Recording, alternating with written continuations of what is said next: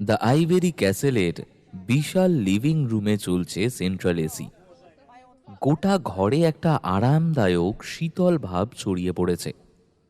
সিলিংয়ের আধুনিক architectural worm লাইটগুলো ডিম করে রাখা হয়েছে, যার নরম আভা প্রতিফলিত হচ্ছে ইতালিয়ান মার্বেলের চকচকে মেঝেতে। ঘরের ঠিক মাঝখানে বেশ খানিকটা জায়গা নিয়ে রয়েছে luxurious low height Scandinavian sofa set. সামনের সেন্টার টেবিলে সাজানো আছে দামি Scotch, whisky, soda water, crystal glass আর এক ক্যান বরফের টুকরো। ডিনারের পর এখানেই এসে বসেছেন চারজন। তাদের মধ্যে প্রধান ব্যক্তিটি হলেন রণজয় বর্ধন, আলিপুরের এই রাজকীয় প্রাসাদের মালিক এবং বর্ধন শিপিং অ্যান্ড লজিস্টিক্সের কর্ণধার। শুধু শিপিংয়ে নয়, রিয়েল এস্টেট থেকে শুরু করে লোহা ও কয়লা খনির এক বিশাল সাম্রাজ্য রয়েছে এই প্রভাবশালী ব্যবসায়ীর। মেরুন রঙের একটা দামি সিল্কের ড্রেসিং গাউন পরে সোফায় আরাম করে বসে এক মনে মদের গ্লাসে চুমুক দিচ্ছেন। বছর 60-এর কোঠায় পৌঁছে গেলেও শরীরে মেয়েদের লেশমাত্র নেই। দীর্ঘ চিপচিপে গরনের মানুষটার বাহ্যিক শরীরে বয়সের ছাপ তেমন একটা পড়েনি বললেই চলে। দাদা, বোতলটা একটু পাস করো তো। রণজয় হাতটা বাড়িয়ে বোতলটা এগিয়ে দিতেই নিখিলেশ নিজের গ্লাসে আরো কিছুটা স্কচ ঢেলে নিল। রণজয়ের ঠিক উল্টো দিকের সোফায় বসে আছে নিখিলেশ বর্ধন, সম্পর্কে রণজয়ের খুড়তুতো ভাই। খাতায় কলমে বর্ধন শিপিংয়ের ডিরেক্টর পদে থাকলেও রণজয় ভাইকে স্রেফ একজন সাধারণ বেতনভোগী কর্মচারীর মতোই দেখে এসেছেন। আসলে নিখিলেশ হলো জুয়ারি, তার ওপর শেয়ার বাজারে ফাটকা খেলতে গিয়ে বিপুল টাকা খুইয়েছে। দেনার দায়ে এখন তার পিঠ দেওয়ালে ঠেকে আছে। বর্তমানে কোনো এক মাফিয়ার কাছ থেকেও নাকি কয়েক কোটি টাকা ধার নিয়ে শোধ করতে পারেনি বলে সারাক্ষণ বাড়িতেই লুকিয়ে বসে আছে। রণজয় ভাইয়ের এই ধরনের উচ্ছৃঙ্খল জীবনযাপন বরদাস্ত করতে পারে না, আর এই কারণেই দুই ভাইয়ের মধ্যে পারস্পরিক সুসম্পর্ক নেই বললেই চলে। বলছি, কাল কিন্তু সিংহানিয়া স্যারের সঙ্গে সকাল 10টায় মিটিং আছে। এখন যদি আপনি একটু বিশ্রাম না নেন তাহলে আপনার শরীরটা আবার খারাপ হতে পারে। রণজয়ের দিকে তাকিয়ে কথাটি মনে করিয়ে দিল অবিনাশ। হ্যাঁ, এটাই শেষ, এবার ঘরে যাব।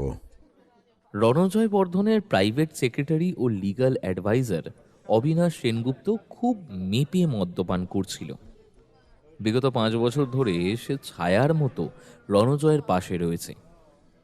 রণজয় নিজের ব্যবসায়িক প্রয়োজনে কাকে কত টাকা ঘুষ দিয়েছেন, কোথায় কিভাবে ট্যাক্স ফাঁকি দিয়েছেন, সেই সব আইনি মারপ্যাচের হিসাব সে এমন নিখুঁতভাবে রাখে যে এই মানুষটিকে ছাড়া রণজয়ের একটা দিনও চলে না। চতুর্থ ব্যক্তি হল বিক্রম থাপা, রণজয়ের বিশ্বস্ত বডিগার্ড। বয়স 40-এর কোঠায় এবং পেশায় সে ছিল একজন প্রাক্তন সেনাকর্মী। পরনে কালো সাফারি স্যুটের নিচে তার শক্তপোক্ত চওড়া ছাতি আর পেশিবহুল অবয়ব দেখলে যে কারোর মনেই ভয়ের উদ্বেগ হয়। দিনের বেলার সাথে সাথে রাতেও রণজয় বর্ধনের ঘরের বাইরে দাঁড়িয়ে পাহারা দিতে হয় তাকে। তাই এই মদের আসরে সে বাকিদের মতো আয়েশ করতে বসেনি। সে শুধু মেরুদণ্ড টান টান করে সোজা হয়ে বসে অত্যন্ত তীক্ষ্ণ নজরে পর্যবেক্ষণ করছে ঘরের ভেতরে থাকা প্রতিটি মানুষকে। রণজয় নিজের গ্লাসের পানীয়টা শেষ করে গ্লাসটা টেবিলের ওপর রাখল। আমি এখন শুতে যাচ্ছি। Good night everyone. এমন সময় হঠাৎ নিখিলেশ হেসে উঠল। গ্লাসের বাকি মদটা এক চুমুকে গলায় ঢেলে রণজয়ের দিকে তাকিয়ে বলল,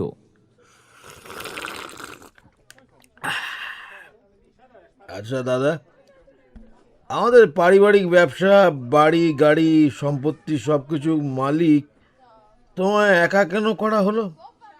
এ বাড়ি তো 2 ছেলে, তুমি আর আমি। তাহলে তুমি একা কেন মালিক হলে? হ্যাঁ, কারণ আমার বাবা আর তোমার বাবা দুজনেই তোমার জীবনযাপন করা স্টাইল দেখে নিয়েছিলেন। আজ আমার জায়গায় তুমি ব্যবসা সামলালে সবই জুয়ায় উড়িয়ে দিত।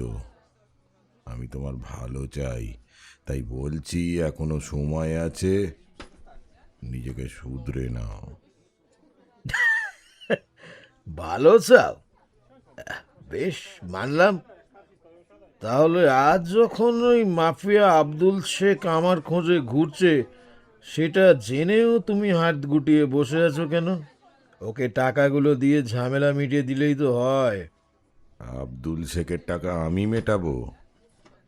আমার ভাই হয়ে তুমি আব্দুলের কাছ থেকে টাকা নিয়ে গেলে কোন মুখে? হ্যাঁ, আর তাছাড়া কিছুদিন আগেই তো পোর্ট ট্রাস্টের ফাইলটা দেখলাম।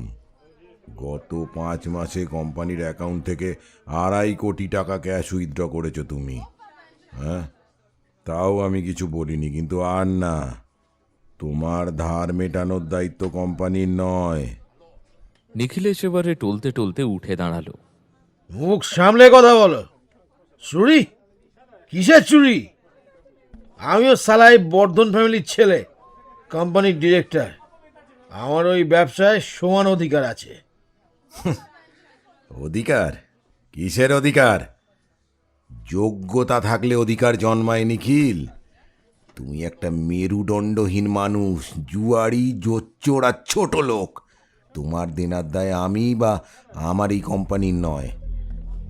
এর থেকে একটুও বেশি মুখ নাড়লে না, লাথি মেরে বাড়ি থেকে বাইর করে দেবো। অনেক হয়েছে, আর না। নিখিলেশের মাথার ভেতরে আগুন জ্বলে উঠল। নেশার ঘোরে হিতাহিত জ্ঞান হারিয়ে সে হুঙ্কার দিয়ে উঠল। তোকে তোকে আমি শেষ করে দেবো, ব্লাডি স্কাউন্ড্রেল! নিখিলেশ ক্ষিপ্ত পশুর মতো টেবিল টপকে রণজয়ের দিকে তেড়ে গেল, কিন্তু রণজয় পর্যন্ত পৌঁছানোর আগেই মাঝখানে এসে দাঁড়ালো বডিগার্ড বিক্রম থাপা। এক ঝটকায় সে নিখিলেশকে ধাক্কা দিয়ে সরিয়ে দিল। নিখিলেশ মাটিতে পড়তে পড়তে সামলে নিয়ে আবার এগোতে গেল, কিন্তু ততক্ষণে অবিনাশ তাকে শক্ত করে চেপে ধরল। নিখিলেশ বাবু, এ কি করছেন আপনি? শান্ত হন প্লিজ। মাতাল জুয়ারি সালা, যাও নিয়ে যাও ওকে, নাহলে ঘর ধাক্কা দিয়ে বাড়ি থেকে বের করে দেবো। তুই তুই আমার বাড়ি থেকে বের করবি? তার আগে আমি তোকে শেষ করব, খুন করে ফেলবো তোকে, সালা শয়তানের বাচ্চা! অবিনাশ কোনো মতে নিখিলেশকে নিয়ে লিভিং রুম থেকে বেরিয়ে গেল। স্যার, এবার ঘরে চলুন। এমনিও আপনার শরীর ভালো যাচ্ছে না, এত উত্তেজনা আপনার ঠিক নয়। বিক্রম থাপা রণজয়কে তার ঘরে পৌঁছে দিল। রণজয় দরজা বন্ধ করার আগে বললেন, কাল 8টার মধ্যে আমাকে উঠতে হবে। আমি মেয়েটকে বলে দিয়েছি, তবুও তুমি খেয়াল রাখবে আমার চা যেন সময় মতো নিয়ে আসা হয়। Yes sir. রণজয় মাথা নাড়িয়ে ভেতর থেকে দরজাটা বন্ধ করে নিলেন। করিডোরের গ্র্যান্ডফাদার ক্লকে ঢং ঢং করে বাজল রাত 1টা। রণজয় বর্ধনের ঘরের বন্ধ দরজার সামনে পাহারা দিচ্ছে বিক্রম থাপা। একবার ভালো করে চতুর্দিক দেখে নিয়ে পা টিপে টিপে সে লিভিং রুমের দিকে এগিয়ে গেল। সেন্টার টেবিলের ওপর স্কচের বোতলটা তুলে নিয়ে একটা গ্লাস ভর্তি করল। তারপর সোফায় আরাম করে পা ছড়িয়ে বসল। এবার আমার পালা।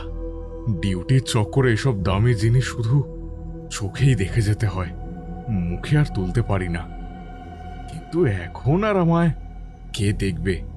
সবকটা মাতাল এখন হয়তো নাক ডেকে ঘুমোচ্ছে। উফ, নিজেকে যে আর কন্ট্রোল করতে পারছি না। বলেই সে গ্লাসে একটা বড় চুমুক দিল। একা একাই প্রায় ঘন্টাখানেক লিভিং রুমে বসে থেকে ধীরে ধীরে উঠে দাঁড়ালো। শরীরটা এবারে বেশ ভারী ভারী লাগছে। একটু ঘুমিয়ে নিলে মন্দ হতো না, কিন্তু উপায় নেই। গ্লাস আর বোতলটা যথাস্থানে রেখে লিভিং রুম থেকে বেরিয়ে এলো। রণজয়ের ঘরের দরজার সামনে এসে আবারও যখন সে বসলো, তখন তার চোখের পাতা দুটো ঘুমে জড়িয়ে আসছে। ওভাবে বসে বসেই অনবরত ঢুলতে লাগলো বিক্রম।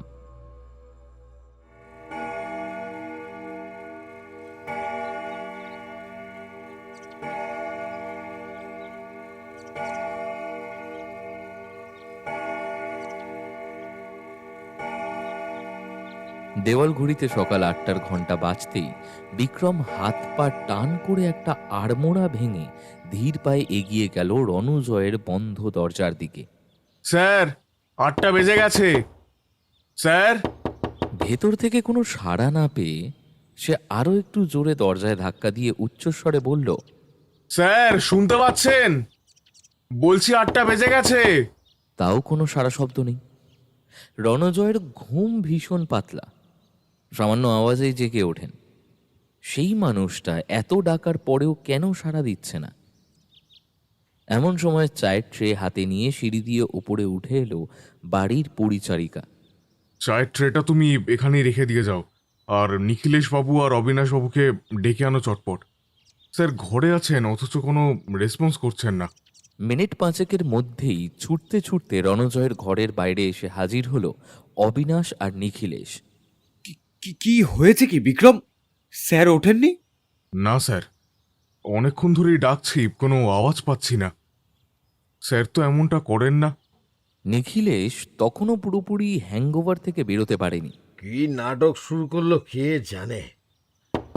দাদা, এই দাদা, দরজা খোলো দাদা। স্যার স্যার দাদা, স্যার শুনতে পাচ্ছেন? দাদা, স্যার দরজাটা খুলুন। শুনতে পাচ্ছেন? স্যার দাদা দরজাটা খুলুন। স্যার আপনি কি শুনতে পাচ্ছেন? তিনজনে মিলে একসাথে দরজায় ধাক্কা দিতে লাগলো, চিৎকার করলো, কিন্তু কোনো লাভ হলো না। আর সময় নষ্ট না করে দরজাটা ভেঙে ফেলা যাক। বিক্রম সাথে সাথে নিজের পুরো শক্তি দিয়ে সজোরে ধাক্কা মারল দরজার গায়ে, কিন্তু এই কাজ সে একা করতে পারল না। সঙ্গে যোগ দিল অবিনাশ। বেশ অনেকক্ষণ চেষ্টা করার পর লকটা ভেঙে গেল এবং দরজা খুলে সশব্দে মাটিতে পড়ল। বিক্রম, অবিনাশ আর নিখিলেশ তিনজনে ঘরে ঢুকল। দেখল রণজয় বর্ধন বিছানায় শুয়ে আছেন, কিন্তু সেই শুয়ে থাকার মধ্যে রয়েছে এক হিম শীতল অসারতা। রণজয় বর্ধনের ডান হাতটা বিছানার বাইরে ঝুলছে, চোখ দুটো আধবোঝা। অবিনাশ কাঁপতে কাঁপতে এগিয়ে গিয়ে রণজয়ের ঝুলন্ত হাতটার নাড়িটা ছুলেন। সেকেন্ড কয়েকের নিস্তব্ধতার পর অবিনাশ নিখিলেশ আর বিক্রমের দিকে তাকিয়ে বলল, হি ইজ নো মোর।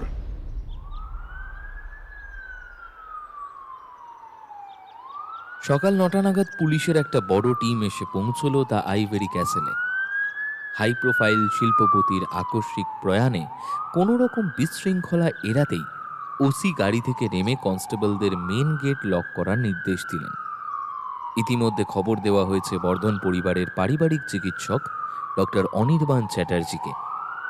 তিনি মৃতদেহ পরীক্ষা করে জানালেন, প্রাথমিক পর্যবেক্ষণে একে ম্যাসিভ কার্ডিয়াক অ্যারেস্ট বলেই ধরে নিতে হবে অফিসার। রণজয়ের হার্টের সমস্যা ছিল, হাই ব্লাড প্রেশারের ক্রনিক সমস্যাও ছিল, তার উপর কাল রাতে উনি অতিরিক্ত ড্রিঙ্ক করেছিলেন, তাই ঘুমের মধ্যে হার্ট ফেল হয়েছে। ওসি ঘরের চারপাশটা খতিয়ে দেখলেন। রণজয় গতকাল রাতে দরজা বন্ধ করেই ঘুমিয়েছিলেন, জানলাগুলোও ভেতর থেকে বন্ধ ছিল। ঘরের কোথাও কোনো ধস্তাধস্তির চিহ্নও নেই। সব মিলিয়ে স্বাভাবিক মৃত্যু বলেই মনে হয়।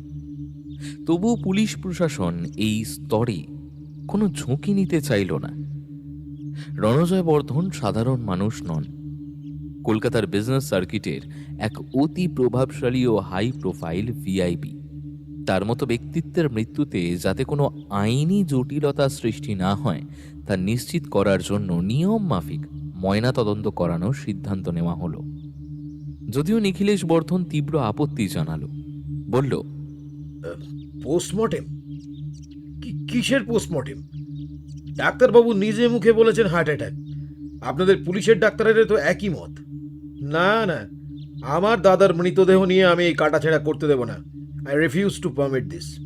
নিখিলেশের এই আকস্মিক উত্তেজনায় ওসি বিন্দুমাত্র দমে গেলেন না। কিন্তু মিস্টার বর্ধন, একটু শান্ত হন আর আইনটা বুঝুন। আপনার দাদা কোনো সাধারণ মানুষ ছিলেন না। এমন একজন ব্যক্তির হঠাৎ মৃত্যু হয়েছে। ক্লিয়ার তদন্তের জন্য ভবিষ্যৎ আইনি সুরক্ষার স্বার্থে পুলিশ যদি ময়নাতদন্ত জরুরি মনে করে তবে পরিবারের অমত অগ্রাহ্য করেই বডি মর্গে পাঠাতে পারে। এই অধিকার আইন আমাদের দিয়েছে। অবিনাশ পরিস্থিতি সামলানোর চেষ্টা করল। কিছু মনে করবেন না অফিসার, আসলে উনি দাদার মৃত্যুতে ভীষণ আপসেট। এরপর রণজয় বর্ধনের মৃতদেহটি ময়না তদন্তের উদ্দেশ্যে রওনা করে দেওয়া হলো। তার বেডরুমটাকেও সিল করে দেওয়া হলো, যাতে তদন্তের পূর্ণাঙ্গ রিপোর্ট না আসা পর্যন্ত কেউ সেখানে প্রবেশ করতে না পারে। বেশ কিছু কনস্টেবলকে ঘরের সামনে ও বাড়ির বাইরেও মোতায়েন করা হলো। লালবাজারে ডিটেকটিভ ডিপার্টমেন্টের deputy commissioner of police Anjan চৌধুরীর কেবিনে প্রবেশ করলেন হোমিসাইড স্কোয়াডের assistant commissioner of police Rudra Pratap Sen. বয়স ৪৫-এর এই ভদ্রলোককে কোনো কলেজের অধ্যাপক বলে ভুল হতেই পারে, কিন্তু তার এই শান্ত চেহারার আড়ালে লুকিয়ে আছে তুখড় বুদ্ধিমত্তা ও অপরিসীম সাহস। এই রুদ্র, বসো। ডিসিপির সামনের চেয়ারে বসতেই তিনি রুদ্রপ্রতাপের দিকে একটা ফাইল এগিয়ে দিল। আলিপুরের রণজয় বর্ধনের মৃত্যুর ব্যাপারটা সম্পর্কে আশা করি তুমি শুনেছ। আমি চাই ওই কেসটা তুমি টেক ওভার করো। কিন্তু স্যার, ওটা তো স্বাভাবিক মৃত্যু বলেই শুনেছিলাম। তাহলে কি? এক্স্যাক্টলি, অটোপসি রিপোর্টটা দেখলেই বুঝবে রণজয়কে আসলে খুন করা হয়েছে। ওর ভিজেরা আর ব্লাড টক্সিকোলজির রিপোর্ট জাস্ট 20 মিনিট আগেই ল্যাব থেকে ডিরেক্ট আমার কাছে এসেছে। ওর শরীর থেকে খুব রেয়ার একটা বিষ পাওয়া গেছে, কার্ডিও ফ্যান্টাম 7। Cardio Phantom 7? সেটা কি ধরনের বিষ? আমি এই ব্যাপারে খুব একটা কিছু জানতাম না, তাই খোঁজ খবর নিয়ে যতটুকু জানলাম সেটাই তোমায় বলছি।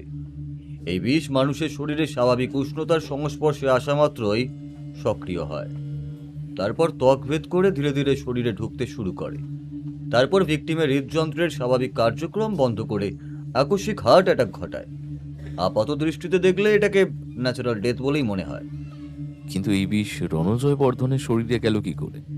সেটাই আসল টেকনিক্যাল ক্রাইসিস, রুদ্র। এই টক্সিনের মোড অফ অ্যাকশন সম্পূর্ণ স্কিন কন্ট্যাক্ট, কিন্তু যেহেতু এর চোখে পড়ার মতো কোনো রং নেই, গন্ধও নেই, তাই ঠিক কোন সারফেস বা অবজেক্টের মাধ্যমে বিষটা ওর বডিতে ট্রান্সফার করা হয়েছিল সেটা আইডেন্টিফাই করা অলমোস্ট ইম্পসিবল। বডিতে কোনো এক্সটার্নাল মার্ক বা ট্রেস পাওয়া যায়নি। তাহলে তো ব্যাপারটা বেশ জটিল স্যার। না রুদ্র, তোমার কাছে কিছুই জটিল নয়, তোমার ট্র্যাক রেকর্ড অন্তত তাই বলে। আমি জানি তুমি ছাড়া এই কেসের জট কেউ খুলতে পারবে না।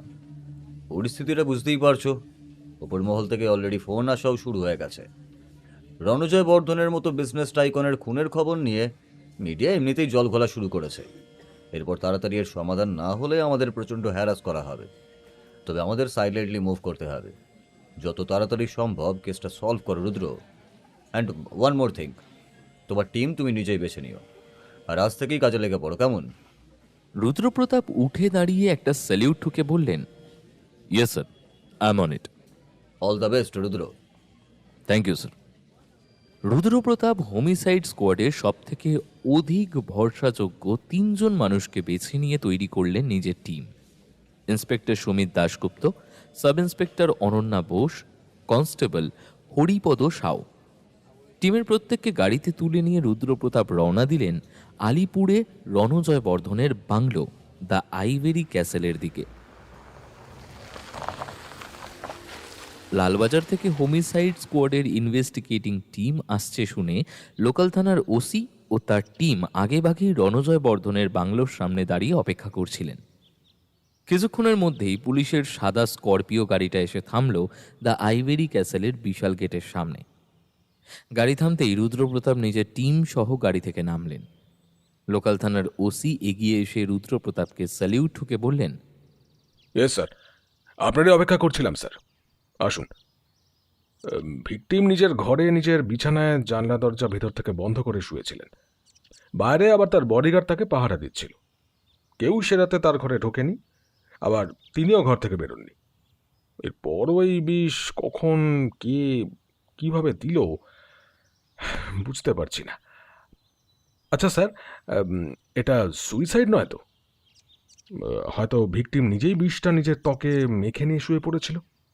সেক্ষেত্রে বিষটা তার ঘরেই থাকার কথা। পেয়েছেন কি? না, তা পাইনি। রণজয় বর্ধনের ঘরটা লোকাল থানা আগেই সিল করে দিয়েছিল। এখন রুদ্রপ্রতাপের ইশারায় দরজার হলুদ টেপ কেটে লকটা খোলা হলো। এই ঘরটা আমি আর সুমিত সার্চ করছি। অনন্যা আর হরিপদ, তোমরা লোকাল থানার সাহায্য নিয়ে পুরো বাড়িটা সার্চ করো। দেখো সন্দেহজনক কিছু পাও কিনা। আর বিষটার কোনো সোর্স বা কন্টেইনার এই বাড়িতে লুকিয়ে রাখা আছে কিনা সেটা আমায় জানাও। রুদ্রপ্রতাপ আর সুমিত ঘরটাকে সার্চ করতে লাগলেন। অন্যদিকে পুরো বাড়িটার বাকি ঘর, kitchen, study room, dining hall, আসবাব সবকিছু তল্লাশি করা হলো। এমনকি বাড়ির বাইরে চত্বর, গাড়ি, গ্যারেজ সমস্ত কিছু। কিন্তু কোথাও সন্দেহজনক কিছুই পাওয়া গেল না। প্রায় 2 ঘন্টা ধরে তন্ন করে খোঁজার পর সুমিত বলল, স্যার, পুরো বেডরুম আর বাথরুম খুঁজে ফেললাম, কিছুই তো পেলাম না। হ্যাঁ, আমারই ভুল। যেই খুনি কার্ডিও ফ্যান্টম 7-এর মতো বিষ প্রয়োগ করে মানুষ মারতে পারে, সে কি প্রমাণ রেখে যাওয়ার মতো কাঁচা কাজ করবে? এর মধ্যে অনন্যা, হরিপদ এসে জানালো তারাও এতক্ষণে সন্দেহজনক কিছুই পায়নি। রুদ্রপ্রতাপ ওসিকে জিজ্ঞেস করলেন, গতকাল এই বাড়িতে কে কে ছিলেন? রণজয় বাবু, তার খুড়তো ভাই নিখিলেশ, প্রাইভেট সেক্রেটারি অবিনাশ আর বডিগার্ড বিক্রম। আরেকজন পরিচারিকাও ছিলেন। ড্রাইভার, মালি, কুক এরা কেউই রাতে এখানে থাকে না। অনন্যা, পরিচারিকার সঙ্গে তুমি একটু কথা বলে নাও। যদি মনে হয় ওকে সন্দেহ করার কিছু আছে তখন আমায় জানাবে। Okay sir. কাল রাতে এই বাড়িতে যারা যারা ছিলেন তাদের প্রত্যেককে লিভিং রুমে জড়ো করো। আমি সবার সঙ্গে কথা বলবো। কিছুক্ষণ পর রুদ্রপ্রতাপ লিভিং রুমে প্রবেশ করলেন। ওসি সেখানে নিখিলেশ, অবিনাশ আর বিক্রমকে আগে থেকেই বসিয়ে রেখেছিলেন। রুদ্রপ্রতাপ নিজের তীক্ষ্ণ দৃষ্টি 3 জনের মুখের ওপর বুলিয়ে নিয়ে বললেন, আশা করি আপনারা জানেন গতকাল রাতে রণজয় বর্ধনকে খুন করা হয়েছে। এখন আপনারা যদি খোলাখুলি সত্যি কথাটা বলেন তাহলে রণজয় বর্ধনের খুনিকে ধরতে সুবিধা হবে। আমি তো ভাবতেই পারছি না যে আমার দাদাকে কেউ খুন করেছে, তাও আবার বিষ দিয়ে। কিন্তু কাল রাতে উনি যা খেয়েছেন আমরা সকলেই তো তাই খেয়েছি। তাহলে আমাদের তো... ওনাকে বিষ খাওয়ানো হয়নি মিস্টার বর্ধন। বিষ ওনার ত্বক থেকে শরীরে প্রবেশ করেছে। আচ্ছা, আপনারা কি প্রত্যেকে এখানেই থাকেন? তা আমার বাড়ি ছেড়ে আমি আর কোথায় যাব বলুন? আমিও এখানেই থাকি, তবে আমার নিজের বাড়ি বাগবাজারে। মাঝে মধ্যে ছুটি নিয়ে সেখানেই যাই। আমি রণজয়বাবুর বডিগার্ড। উনি যেখানে থাকেন আমাকেও সেখানেই থাকতে হয়। এখন তাহলে আপনারা দুজন কি করবেন? মানে রণজয়বাবু তো আর রইলেন না। ওরা আমার সঙ্গে থাকবে। দাদার মৃত্যুর পর তো আমাকেই সবটা সামলাতে হবে, তাই না? কাল রাতে কোনো অচেনা বা চেনা কেউ কি এই বাড়িতে এসেছিলেন রণজয়বাবুর সাথে দেখা করতে? গতকাল রণজয়বাবুর শরীরটা সকাল থেকেই একটু ম্যাজম্যাজ করছিল, তাই ডাক্তার অনির্বাণ চ্যাটার্জিকে তিনি ডেকেছিলেন। ডাক্তারবাবু রাত 9:30 নাগাদ একবার এসে ওনাকে দেখেও গিয়েছিলেন। ডাক্তার অনির্বাণ চ্যাটার্জি? উনি তো কলকাতার একজন অত্যন্ত নামী কার্ডিওলজিস্ট। বোধহয় দক্ষিণ কলকাতার ল্যান্ডসটাউন এলাকার প্রিমিয়াম কার্ডিয়াক হাসপাতালে রয়েছেন বলেও শুনেছি। হাসপাতালটার নাম রিজেন্ট কেয়ার হসপিটাল। রণজয়বাবুর হার্টের সমস্যা ছিল, তাই ডক্টর চ্যাটার্জি প্রায়ই চেক আপ করতে আসতেন। ওনাকে তো আজও ডেকেছিলাম সকালে। উনি এসেই তো বললেন যে দাদা হার্ট ফেল করে মারা গেছেন। তা কাল রাতে উনি কতক্ষণ এখানে ছিলেন? তাও প্রায় 10টা পর্যন্ত। যাওয়ার সময় দাদা একবার ওনাকে বলেছিল আমাদের সঙ্গে ড্রিঙ্ক করে যেতে, কিন্তু ডাক্তারবাবু রিফিউজ করে চলে গেলেন। ঠিক আছে, এবারে আমি এক এক করে আপনাদের সঙ্গে কথা বলব। নিখিলেশবাবু, আপনি বসুন, বাকিরা কাইন্ডলি একটু বাইরে চলে যান। যখন ডাকবো তখন আসবেন। আপনি তো রণজয়ের বাবুর খুড়তুতো ভাই, তাহলে ওনার মৃত্যুর পর আপনাকে সম্পত্তি পেতে হলো কেন? যা দেখলাম এই ব্যবসা আপনার বাপ ঠাকুরদার। আপনার বাবা আর রণজয় বাবুর বাবা একসময় দুজনে মিলে ব্যবসা সামলাত, কিন্তু তারপরে তারাই সমস্ত স্থাবর অস্থাবর সম্পত্তি রণজয় বাবুর নামে করে দেন। কিন্তু কেন? এই সম্পত্তি আপনারা দুজন মিলেও তো সামলাতে পারতেন। ও আমার বড় দাদা, ওকে সম্পত্তি দেওয়া নিয়ে আমার কোনোদিন কোনো ক্ষোভ ছিল না। আপনার তো জুয়া খেলার অভ্যেস আছে। তাই জন্য নাকি অনেক টাকা দেনাও হয়েছে, যে টাকা আপনি শোধ করতে পারছেন না বলে বাড়িতে লুকিয়ে বসে আছেন। আপনার দাদা এই টাকা শোধ করতে আপনার সাহায্য করেনি কেন? জানি না, তবে এর সঙ্গে দাদার খুনের সম্পর্ক কি? কি বলছেন স্যার? রাতারাতি এত সম্পত্তির মালিক হয়ে গেলেন, জুয়া সামান্য করা টাকা তো আপনার কাছে এখন কোনো ব্যাপারই না। আপনি বলছেন শুধু এই জন্য আমি আমার দাদাকে মেরে ফেলবো? মেরে ফেললে তো এখন আপনারই সুবিধে, তাই না? এই যে মিস্টার, আপনি ভুলে যাচ্ছেন আপনি এখন বর্ধন শিপিং অ্যান্ড লজিস্টিকের মালিকের সঙ্গে কথা বলছেন। এসিপি, আমার নাম এসিপি রুদ্রপ্রতাপ সেন। আর মিস্টার বর্ধন, আজ যদি আপনার দাদার জায়গায় আপনাকে খুন করা হতো, তাহলে আমি আপনার দাদার সঙ্গেও এইভাবেই কথা বলতাম। হোমিসাইড স্কোয়াডের অ্যাসিস্ট্যান্ট কমিশনার অফ পুলিশের পদটা কারোর বাপ ঠাকুরদার সম্পত্তির মতো উত্তরাধিকার সূত্রে পাওয়া যায় না, হ্যাঁ? সুতরাং আমার কথার ভদ্রভাবে জবাব দেবেন, না হলে আমি জেরাটা কিন্তু থানায় গিয়ে করব। নিখিলেশ বর্ধনের মুখটা পুরো আমের আটির মতো শুকিয়ে গেল। আই এম সরি অফিসার, বলুন আর কি জানতে চান? কাল রাতে তো আপনারা সবাই ড্রিঙ্ক করছিলেন, তখন কি কেউ দাদার সঙ্গে ঘরের দিকে গিয়েছিল? না অফিসার, আমরা তো এই ঘরে বসে ড্রিঙ্ক করছিলাম। কেউ যদি দাদার ঘরে যেত তাহলে তাকে এই ঘরের সামনে দিয়েই যেতে হতো। তাছাড়া বাড়িতে তখন তেমন কেউ ছিল না, মেড তো নিচে ছিল আর আমরা উপরে ছিলাম। দাদা ড্রিঙ্ক করার পর ওই 11:30 12টা নাগাদ নিজের ঘরে গিয়েছিল। তারপর তো আমরাও যে যার মতো ঘরে চলে গিয়েছিলাম। আজ সকালে মেড এসে ডাকতে আমি ঘুম থেকে উঠে উপরে আসি।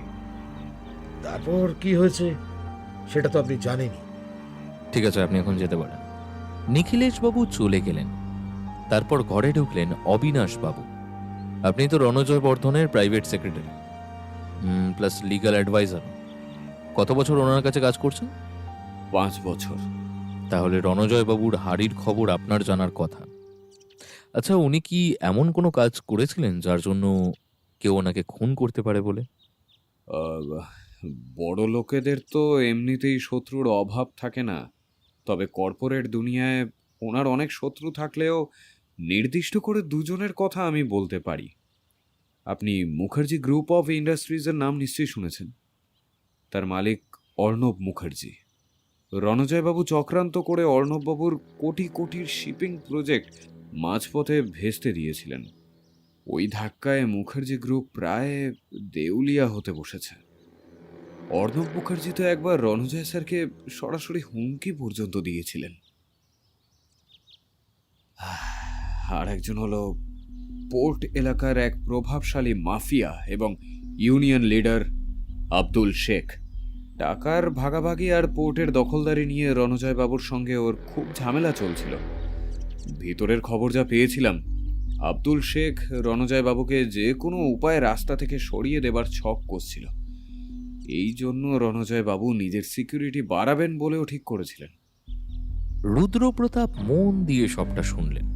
ওকে, এগুলো তো গেল বাইরের লোকের কথা, কিন্তু বাড়ির ভেতরের কেউ কি ওনার ক্ষতি করতে চাইতো না?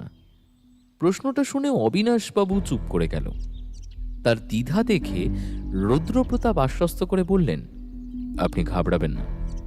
পুলিশের কাছে কে কি বয়ান দিচ্ছে সেটা সম্পূর্ণ গোপন থাকবে। আপনি নির্দ্বিধায় বলুন।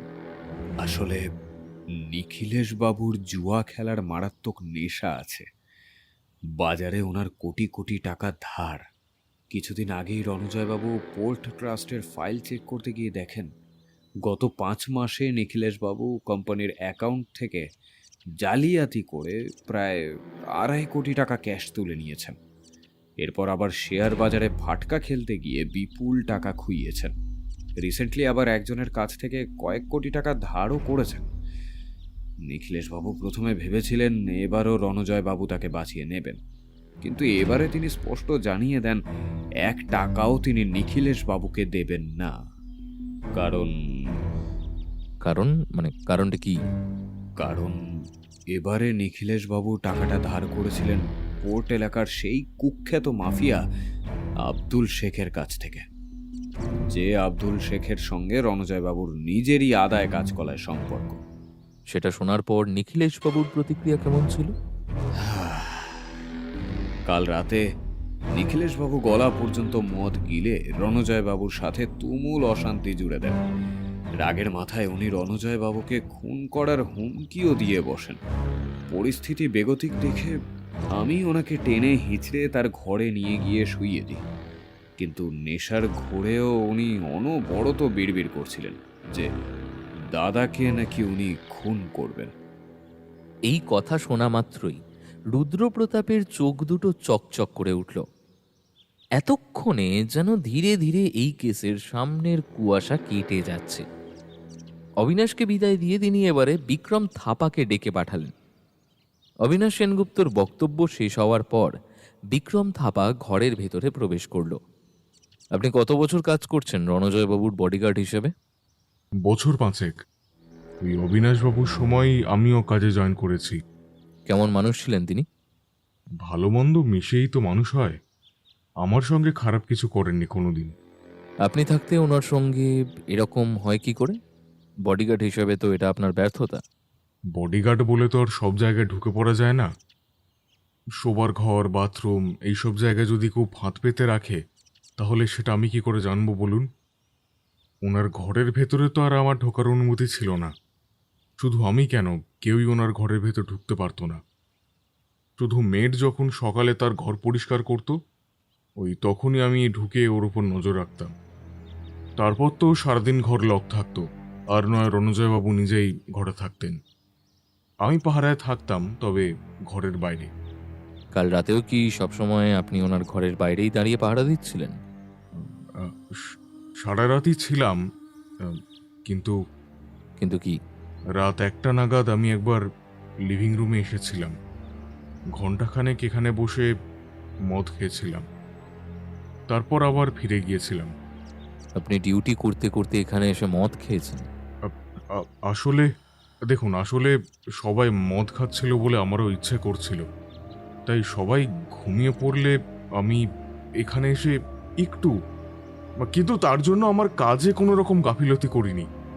এরকম তো আমি আগেও করেছি, কিন্তু কোনোদিন তো কিছু হয়নি। আর রণজয়বাবু একবার বেডরুমে গেলে সকালের আগে দরজা খোলেন না, আর কেউ যদি ওপরে আসতোই তাকেও আমার সামনে দিয়ে তার ঘরের দিকে যেতে হতো। আমি হলপ করে বলছি, গতকাল রাতে কেউ দোতলায় ওঠেনি। তার মানে আপনি ওনাকে সুরক্ষা দিতে ব্যর্থ হননি, তাই তো? না, কারণ সেটা হলে তো কাল নিখিলেশবাবুর হাতেই রণজয়বাবু মার খেয়ে যেতেন। নিখিলেশবাবুর ধারের টাকা মেটাবেন না বলাতে উনি তো রণজয়বাবুকে মারতে গিয়েছিলেন। আমি তো মাঝে এসে ওনাকে বাঁচালাম। আচ্ছা, অবিনাশবাবু কি খুব সৎ মানুষ? একেবারেই না। সে কি, এত শিওর হয়ে বলছেন কি করে? কারণ রণজয়বাবু নিজেই তো অবিনাশবাবুকে তাড়িয়ে দিতে চেয়েছিলেন। কেন? অবিনাশবাবু তো রণজয়বাবুর লিগ্যাল অ্যাডভাইজারও ছিলেন, তাই ওনার সমস্ত গুরুত্বপূর্ণ কাগজপত্রে সই করানোর দায়িত্ব ওনারই ছিল। রণজয়বাবুর বহু 2 নম্বরী টাকা আর গোপন সম্পত্তি অবিনাশবাবুই হ্যান্ডেল করতেন। রণজয়বাবু ওনাকে চোখ বন্ধ করেই ভরসা করতেন, কিন্তু কয়েকদিন আগে একটা বড়সড় কেলেঙ্কারি ঘটে। অবিনাশবাবু লুকিয়ে লুকিয়ে রণজয়বাবুর একটা বিশাল বেনামি সম্পত্তির বিল নিজের নামে জাল করতে যান এবং হাতে নাতে ধরাও পড়েন। অবিনাশবাবু তখন হাতে পায়ে ধরে রণজয়বাবুর কাছে ক্ষমা চান। আর তারপর অবিনাশবাবু নিজেও খুব ভালোভাবেই বুঝে গিয়েছিলেন যে তার এই চাকরির মেয়াদ ফুরিয়ে এসেছে। রুদ্রপ্রতাপের কাছে কেসের জালটা যেন আরো স্পষ্ট হয়ে ধরা দিল। খুনের একটা জোরালো মোটিভ এবার অবিনাশের বিরুদ্ধেও পাওয়া গেল। কিন্তু একটা অদ্ভুত জিনিস রুদ্রপ্রতাপ লক্ষ্য করলেন।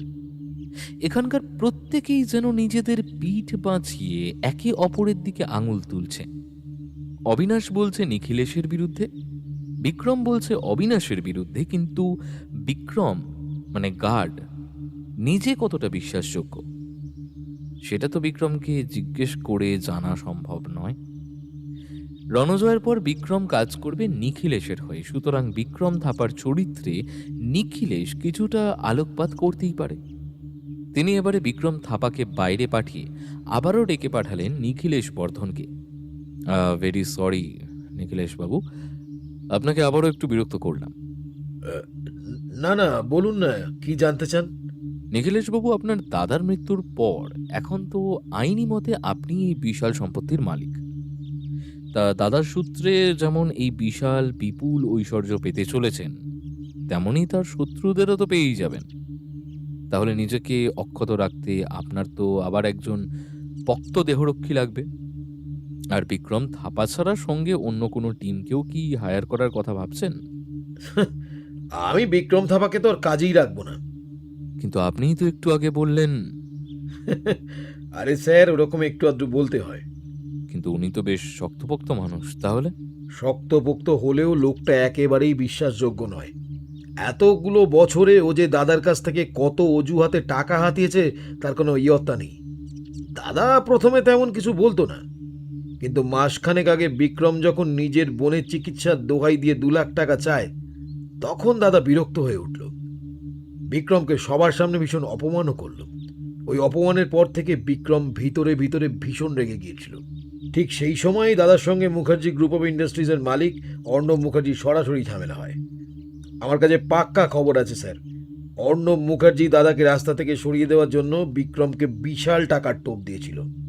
তবে বিক্রম সেই টোপ গিলেছিল কিনা সেটা আমার জানা নেই। আপনি এটা জেনেও দাদাকে বললেন না কেন? দাদা নিজের ভাইকে কোনো কালেই বিশ্বাস করে না, তাই। তার মানে আপনি বলতে চাইছেন আপনার দাদাকে ওই বিষ বিক্রম থাপাও দিতে পারে? আলবাত পারে স্যার, টাকার জন্য ও সব করতে পারে।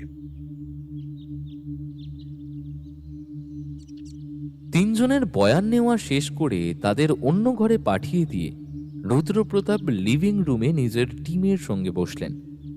স্যার, পরিচারিকার ওপর খুব একটা সন্দেহ করার মতো কিছু পেলাম না। সে দিনে মাত্র একবারই রণজয়বাবুর ঘরে ঢুকতো, তাও সকালে ঘর পরিষ্কার করার জন্য। আর ওইটুকু সময়ের জন্য বিক্রম থাপা কড়া পাহারায় রাখতো ওকে। আজ সকাল 8টায় রণজয়বাবুকে বেডটি দেওয়ার কথা ছিল, কারণ সকাল 10টায় তার একটা জরুরি মিটিং ছিল। মেয়েটি চা নিয়ে গিয়ে দেখে বিক্রম থাপা অত্যন্ত ব্যস্ত হয়ে মালিকের দরজায় ধাক্কাধাক্কি করছে। পরিচারিকা আসতে দেখেই বিক্রম চেঁচিয়ে বলে বাড়ির বাকিদের ডেকে আনতে। ওর ট্রেটা সেখানে রেখেই ছুটে গিয়ে অবিনাশ আর নিখিলেশকে খবর দেয়। কাল রাত 12টা নাগাদ নিজের ঘরে ঢুকে রণজয় বর্ধন ভেতর থেকে দরজাটা লক করেছিলেন। ঘরের জানলাগুলো ভেতর থেকে বন্ধ ছিল। এখন প্রশ্ন হলো, উনি কি নিজেই নিজের উপর বিষ প্রয়োগ করেছেন নাকি অন্য কেউ এসে? অসম্ভব। পরের দিন সকালের মিটিংয়ের জন্য যে 8টায় বেডটি দেওয়ার হুকুম দিয়ে ঘুমাতে যাচ্ছে, সে কোনোভাবেই আত্মহত্যা করতে পারে না সুমিত। আর যদি তর্কের খাতিরে ধরেও নিই যে এটা সুইসাইড, তবে তার জন্য তিনি এরকম একটা বিষ জোগাড় করতে যাবেন কেন? অন্য সহজ কোনো পথও তো বেছে নিতে পারতেন। আর সবচেয়ে বড় কথা, বিষের সোর্সটা কোথায়? যদি উনি নিজেই বিষ প্রয়োগ করতেন তবে সেই বিষের শিশি ঘরের ভেতর পাওয়া যেত।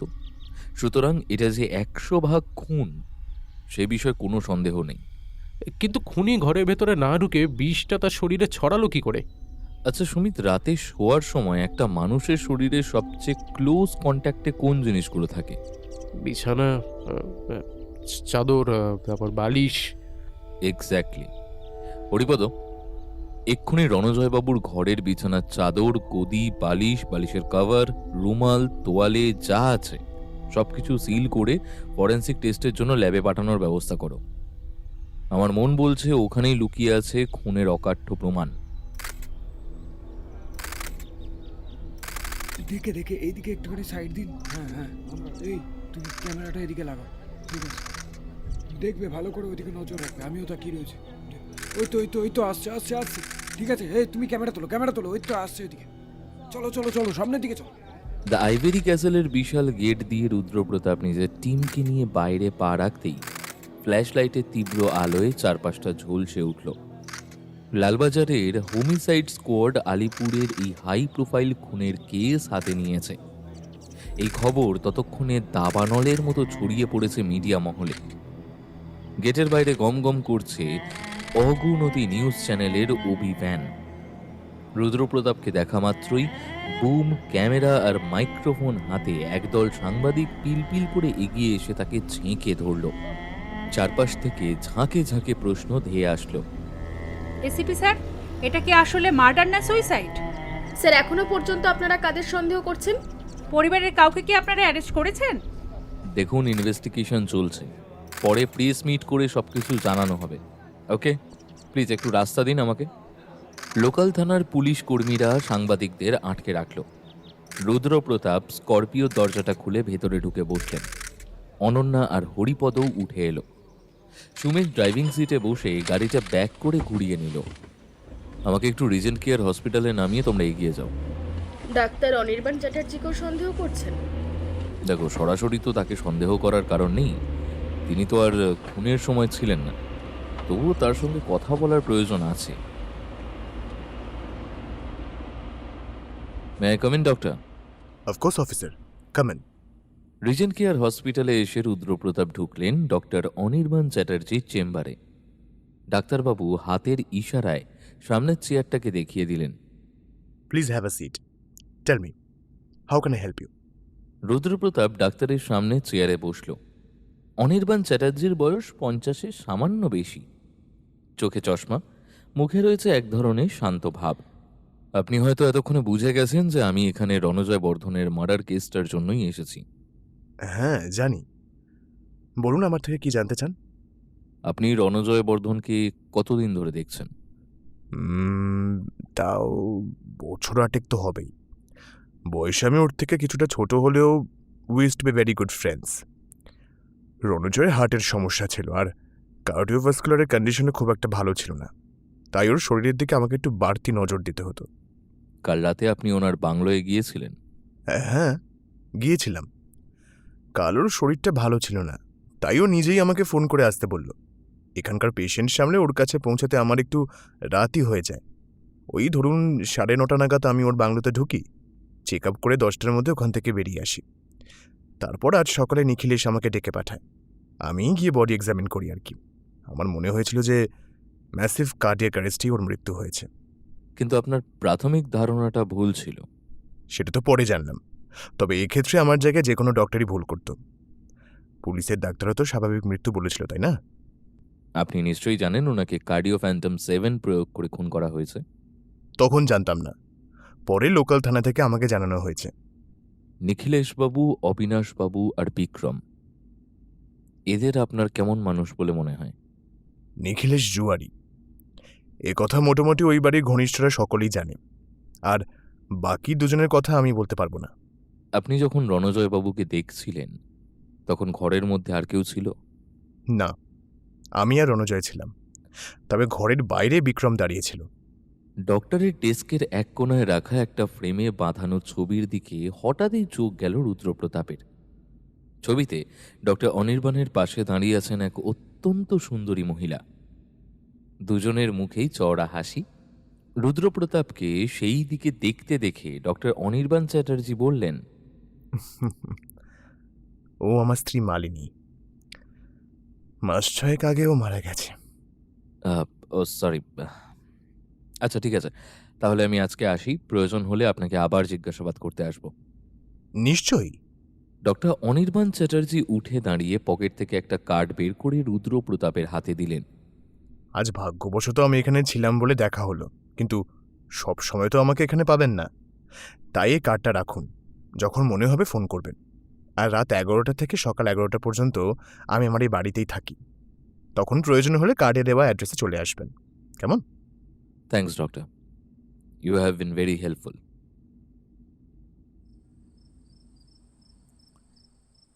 সারাদিনের হাড় ভাঙা খাটুনি আর জেরার পর্ব চুকিয়ে রুদ্রপ্রতাপ যখন নিজের ফ্ল্যাটে ফিরলেন তখন বেশ রাত হয়েছে।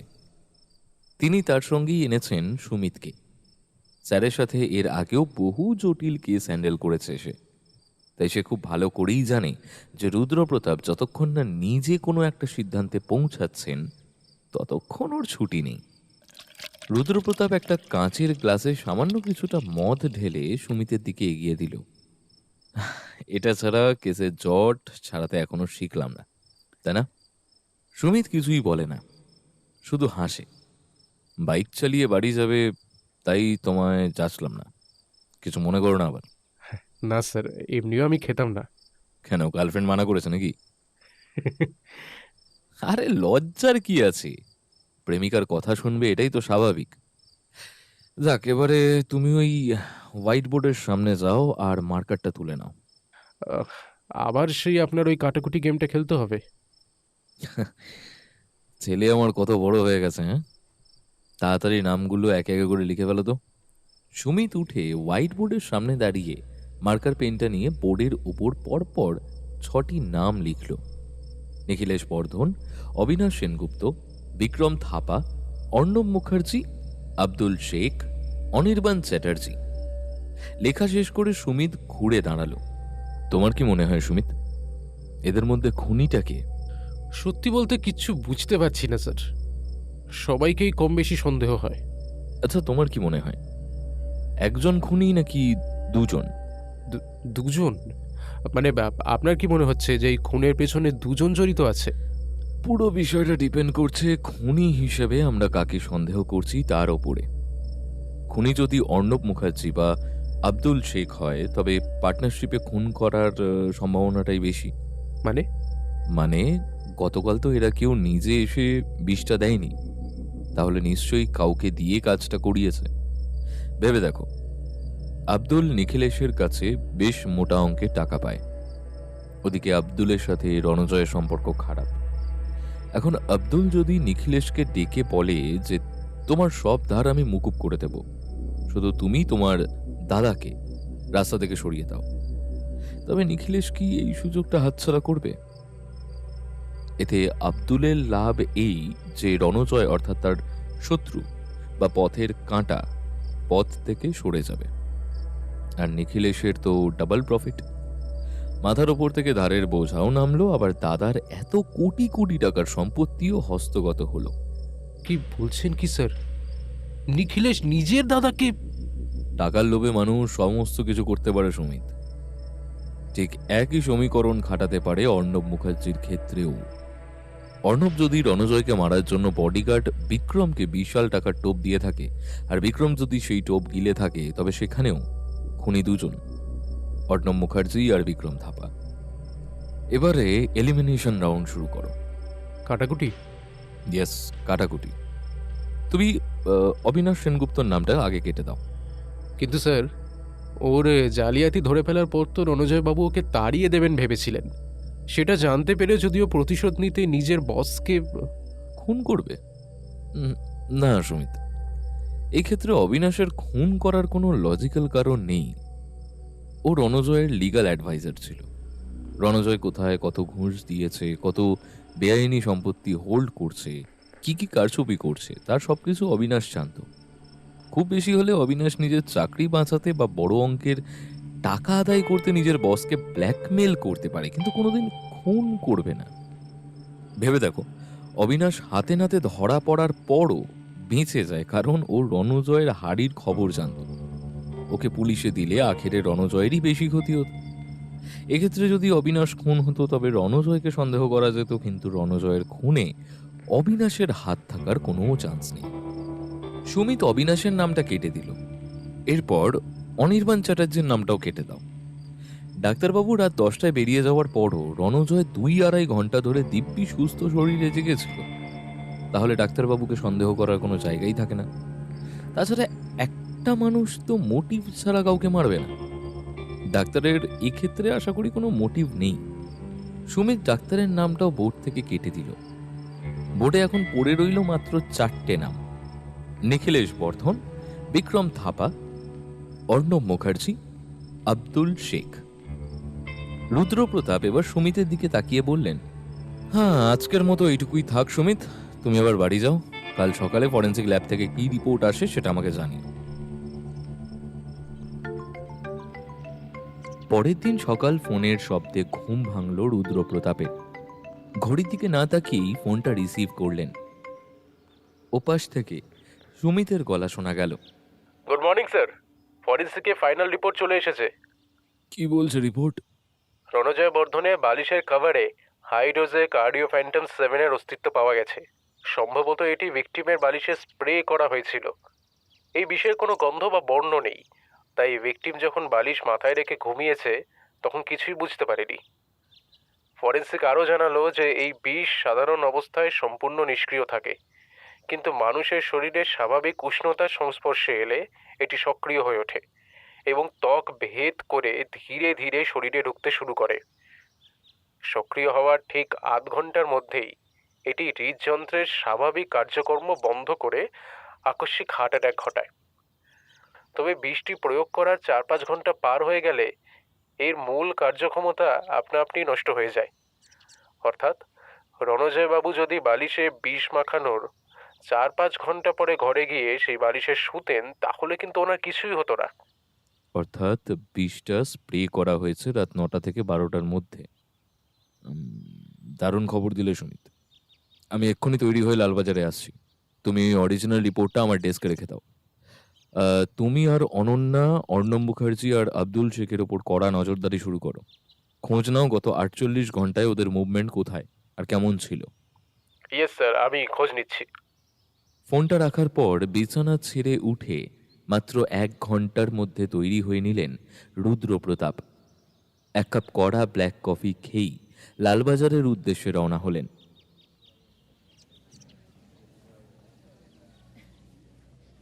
নিজের চেম্বারে বসে ফরেন্সিক থেকে আসা ফাইলটা ভালো করে দেখছেন রুদ্রপ্রতাপ। এমন সময় সুমিত আর অনন্যা ঘরে এসে ঢুকল।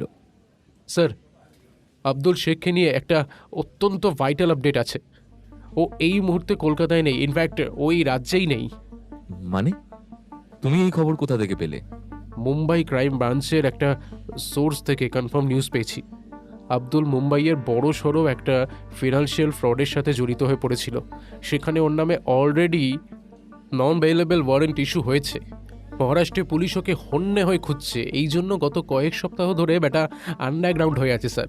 তার মানে রণজয় বর্ধনের খুনের কেসে আব্দুল শেখের ডিরেক্ট বা ইনডিরেক্ট ইনভলভমেন্টের সম্ভাবনা নেই বললেই চলে। ও এখন নিজের প্রাণ বাঁচানোর তালে লুকিয়ে আছে। শত্রু নিধনের সময় ওর নেই। আর অর্ণব মুখার্জির কি আপডেট?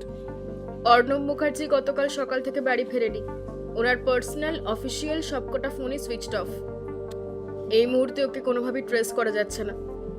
তুমি ওর বাড়ি গেছিলে? হ্যাঁ স্যার, ওনার স্ত্রীর সাথে আমি কথা বলেছি। রণজয়বাবু অর্ণব মুখার্জির ওই কোটি টাকার প্রজেক্টটা মাঝপথে নষ্ট করে দেওয়ার পর থেকেই ওনার ফাইন্যান্সিয়াল কন্ডিশন খুব খারাপ হয়ে পড়ে। আমি অলরেডি অর্ণব মুখার্জির বাড়ির আশেপাশে লোক লাগিয়েছি। এছাড়া ওনার ফোন একবার অন হলেই কারেন্ট লোকেশন ট্র্যাক করার জন্য আমি সাইবার সেলকেও অ্যালার্ট করে রেখেছি। ওয়েল ডান, খুব ভালো কাজ করেছো। তাহলে স্যার, এবারে কি আব্দুল শেখের নামটা লিস্ট থেকে কাটা হবে? কিন্তু শুধু তো আব্দুল নয়, নিখিলেশের নামটাও সঙ্গে কাটতে হবে। কাল রাতে তোমায় কি বলেছিলাম মনে নেই? মদটা তো কাল আমি খেয়েছিলাম, তবুও কথাটা তোমার মনে পড়ছে না কেন?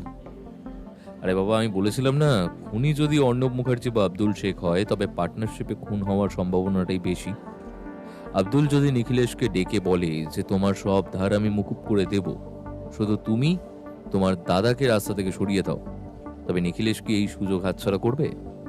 এখন মূল কথাটা কি, আব্দুল বা নিখিলেশ কেউ এই কাজ একা করতে পারবে না, রাদার দেন করার কারণ নেই। তাই আব্দুলের নাম বাদ দিলে নিখিলেশের নামটাও কাটতে হবে। এবারে বুঝলে?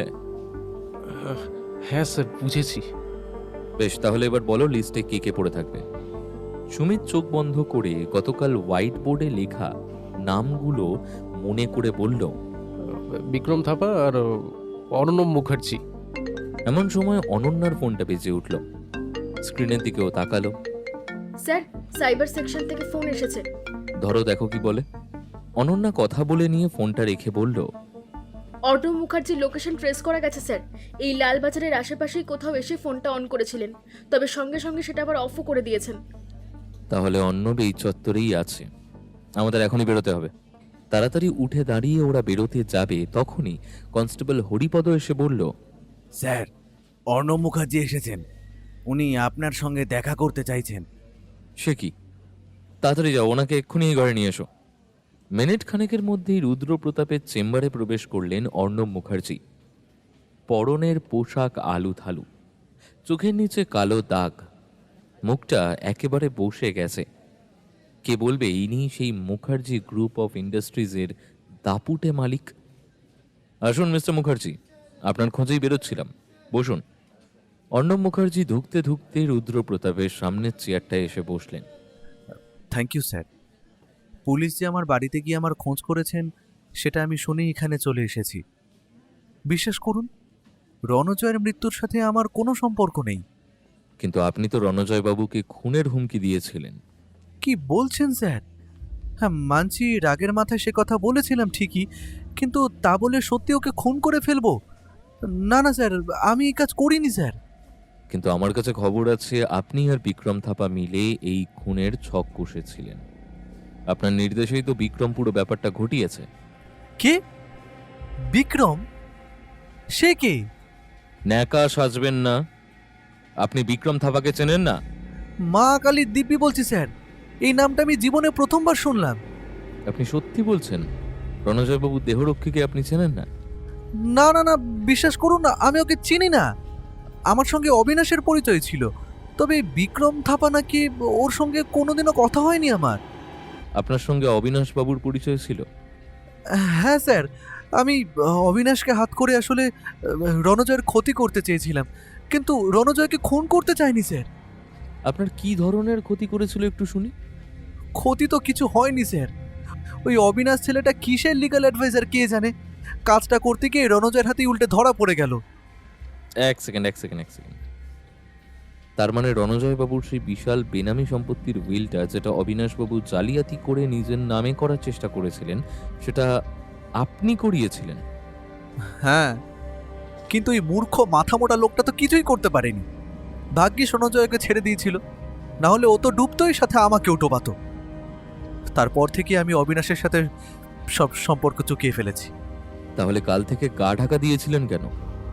গা ঢাকা তো দিইনি স্যার। আমি একটা কাজের জন্য বাইরে গিয়েছিলাম, পালিয়ে যাইনি। বিশ্বাস করুন স্যার, রণজয়ের জন্য আমার কোটি কোটি টাকা লোকসান হয়েছে। ও চক্রান্ত করে আমার শিপিং প্রজেক্টটা মাঝপথে থামিয়ে না দিলে মুখার্জি গ্রুপ আজ এই অবস্থায় পড়তো না স্যার। এখন সেই লোকসান সামলাতেই আমার মাথার ঘাম পায়ে ফেলে যাচ্ছি। পুলিশ যে আমাকে খুঁজছে সেটা স্ত্রীকে ফোন করে শোনার পরই আমি নিজেই থানায় চলে এলাম। আমি নির্দোষ স্যার, সত্যি বলছি। ঠিক আছে, আপনি এখন যান, পরে প্রয়োজনে আপনার সাথে যোগাযোগ করব। অনেক ধন্যবাদ স্যার। এক প্রকার দ্রুত গতিতেই ঘর থেকে বেরিয়ে গেলেন অর্ণব মুখার্জি। স্যার, কেসটা তো আরও জট পাকিয়ে গেল। অবিনাশবাবু তাহলে বিক্রম থাপার নামে মিথ্যে বলেছিলেন? তাহলে কি অবিনাশ মিথ্যে বলেছিল নিজের সত্যটা আড়াল করার জন্য, তবে খুন করার তো কোনো কারণ দেখছি না। তাহলে স্যার এক এক করে, মানে মনে হচ্ছে তো সবার নামই কাটতে হবে। কেটে যাওয়া নামগুলোর মধ্যেই একটা নাম এবার চোখে পড়ছে। কার নাম স্যার? ঠিক আছে, তোমরা যাও, লাঞ্চ করে নাও, আমি ততক্ষণ একটা কাজ সেরে নিই, তারপর সব বলছি। সুমিত আর অনন্যা ঘর থেকে বেরোতেই রুদ্রপ্রতাপ যোগাযোগ করলেন লালবাজারের নিজস্ব ইন্টেলিজেন্স উইংয়ের ইনচার্জ অজিত সান্যালের সঙ্গে। অজিত, একটা আর্জেন্ট কাজ আছে। বলুন স্যার। একটা ফরেন্সিক রিপোর্টে একটা বিশেষ কেমিক্যালের নাম পেয়েছি, কার্ডিওফ্যান্টাম 7। সাধারণ কোনো ড্রাগ বা বিষ নয় এটা। একটু ট্র্যাক করে দেখো তো আমাদের সেন্ট্রাল ডেটাবেসে এই নামের কোনো সোর্স বা অরিজিন পাও কিনা। ইয়েস স্যার, স্পেলিংটা একটু বলুন। রুদ্রপ্রতাপ বানানটা বলে দিলেন। ওকে স্যার, একটু ওয়েট করুন। হ্যাঁ, আমি লাইনে আছি।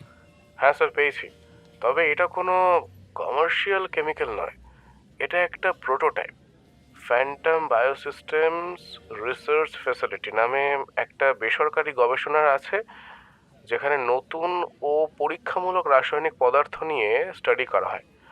ওখানকার একটা ওল্ড ফাইল শো করছে। কি ধরনের ফাইল? বছরখানেক আগে ওখানে একটা বিশেষ কার্ডিওলজি ও টক্সিকোলজি প্রজেক্ট কাজ চলছিল। সেই গবেষণার খাতিরে ল্যাবরেটরিতে তৈরি হয়েছিল এই অত্যন্ত রেয়ার কেমিক্যাল কার্ডিওফ্যান্টম 7। সাধারণ মানুষের পক্ষে এর অস্তিত্ব জানা বা ল্যাব থেকে এটি জোগাড় করা অসম্ভব। একমাত্র সেই প্রজেক্টের সাথে সরাসরি যুক্ত চিকিৎসকরাই গবেষণার স্বার্থে এর অ্যাক্সেস পেয়েছিলেন। সেই প্রজেক্টে কোন কোন ডাক্তার যুক্ত ছিলেন, ওনাদের নামের লিস্টটা একটু মেল করো তো আমাকে। রুদ্রপ্রতাপ মেলটা ওপেন করলেন। স্ক্রিনে ভেসে উঠল সেই প্রজেক্টের তালিকায় থাকা চিকিৎসকদের নামের লিস্ট। সেখানে বেশ কয়েকজন নামী ডাক্তারের নাম জলজল করছিল, যেমন doctor Hindal Banerjee, doctor Amrita Joardar, doctor মৌসুমী দে এবং ডক্টর অনির্বাণ চ্যাটার্জি। রুদ্রপ্রতাপের চোখ শেষ নামটার ওপর গিয়ে আটকে গেল, ডক্টর অনির্বাণ চ্যাটার্জি। ঘণ্টাখানেক পর সুমিত আর অনন্যা লাঞ্চ সেরে ঘরে ঢুকতেই রুদ্রপ্রতাপ ওদের বিষয়টা জানালো। স্যার, তার মানে কি ডক্টর চ্যাটার্জি? স্যার, আপনি বললে এখনই ওকে ধরে আনি। উত্তেজিত হয়েও না সুমিত, শুধু সন্দেহের বশে শহরের এত বড় আর নামী একজন ডাক্তারকে হুট করে থানায় ডেকে জিজ্ঞাসাবাদ করা যাবে না। তাছাড়া লিস্টে তিনি ছাড়াও আরও কয়েকজন বড় বড় ডাক্তারের নাম আছে। বিষটা তো ওদের মধ্যে থেকেও কেউ অবৈধভাবে বাইরে বিক্রি করতে পারে। আর সব থেকে বড় কথা হচ্ছে, ডক্টর চ্যাটার্জি রণজয় বাবুকে খুন করার কোনো মোটিভ নেই। কোনো নিরেট প্রমাণ ছাড়া শুধু অনুমানের ভিত্তি করে একজন মানুষকে হ্যারাস করা ঠিক হবে না। তাহলে এখন কি করব স্যার? জানি না এই পদক্ষেপ আমাদের কোনো লাভ হবে কিনা, তবুও বলছি, অনন্যা, ডক্টর চ্যাটার্জির স্ত্রী মালিনী চ্যাটার্জির ব্যাপারে খোঁজ নাও।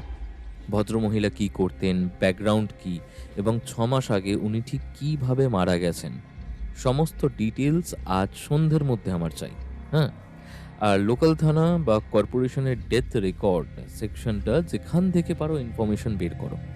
সুমিত, তুমি ওকে সাহায্য করো। Yes sir. বলে অনন্যা আর সুমিত দ্রুত ঘর থেকে বেরিয়ে গেল। রুদ্রপ্রতাপ জানতেন অফিসিয়াল প্রসিডিওর মেনে 6 মাস আগের একটা মৃত্যুর পুঙ্খানুপুঙ্খ তথ্য এবং তার ব্যাকগ্রাউন্ড বের করে আনা সময় সাপেক্ষ কাজ। এখন অপেক্ষা করা ছাড়া আর কোনো উপায় নেই। রাত্রি 8টা। দরজায় টোকা দিয়ে রুদ্রপ্রতাপের ঘরে ঢুকলো অনন্যা আর সুমিত। কি জানতে পারলে? স্যার, মালিনী চ্যাটার্জির মৃত্যুর ফাইলটা লোকাল থানা থেকে দেখে এসেছি। ওরা একটা কপিও আমায় দিয়েছেন, আমি সেটা আপনাকে মেইল করে দিয়েছি। 6 মাস আগে মালিনী চ্যাটার্জি সুইসাইড করেছিলেন। হ্যাঁ স্যার, গলায় দড়ি দিয়েছিলেন তিনি। তবে কোনো সুইসাইড নোট কিন্তু পাওয়া যায়নি। কিন্তু একটা বিষয় আমরা জানতে পেরেছি। কি বিষয়? ভদ্রমহিলা পেশায় একজন ইন্টেরিয়ার ডিজাইনার ছিলেন। আত্মহত্যার ঠিক কয়েক মাস আগে তিনি রণজয় বর্ধনের বাংলো নতুন করে সাজানোর দায়িত্ব পেয়েছিলেন। সেই সূত্রে বেশ কিছুদিন রণজয়বাবুর বাড়িতে ওনার নিয়মিত যাতায়াত ছিল। আর সেই প্রজেক্টটা শেষ হওয়ার পরেই উনি সুইসাইড করেন। সুমিত, হিসাবটা মিলছে না রে বাবা। মালিনী চ্যাটার্জি সুইসাইডটা সব গুলিয়ে দিল।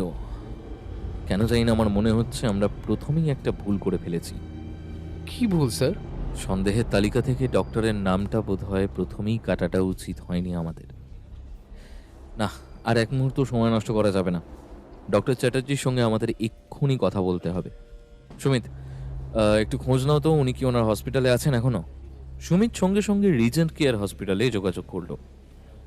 মিনিট খানেক ওপাশের কথা শুনে সুমিত ফোনটা কান থেকে নামিয়ে বলল, স্যার, ডক্টর চ্যাটার্জি আজকে হাসপাতালে যাননি। অনন্যা, এখনই লোকাল থানাকে ইনফর্ম করো, আমাদের ব্যাকআপের প্রয়োজন হতে পারে। আর জলদি চলো, আমাদের এক্ষুনি রওনা হতে হবে। ডাক্তারবাবুকে আর হাতছাড়া করা যাবে না।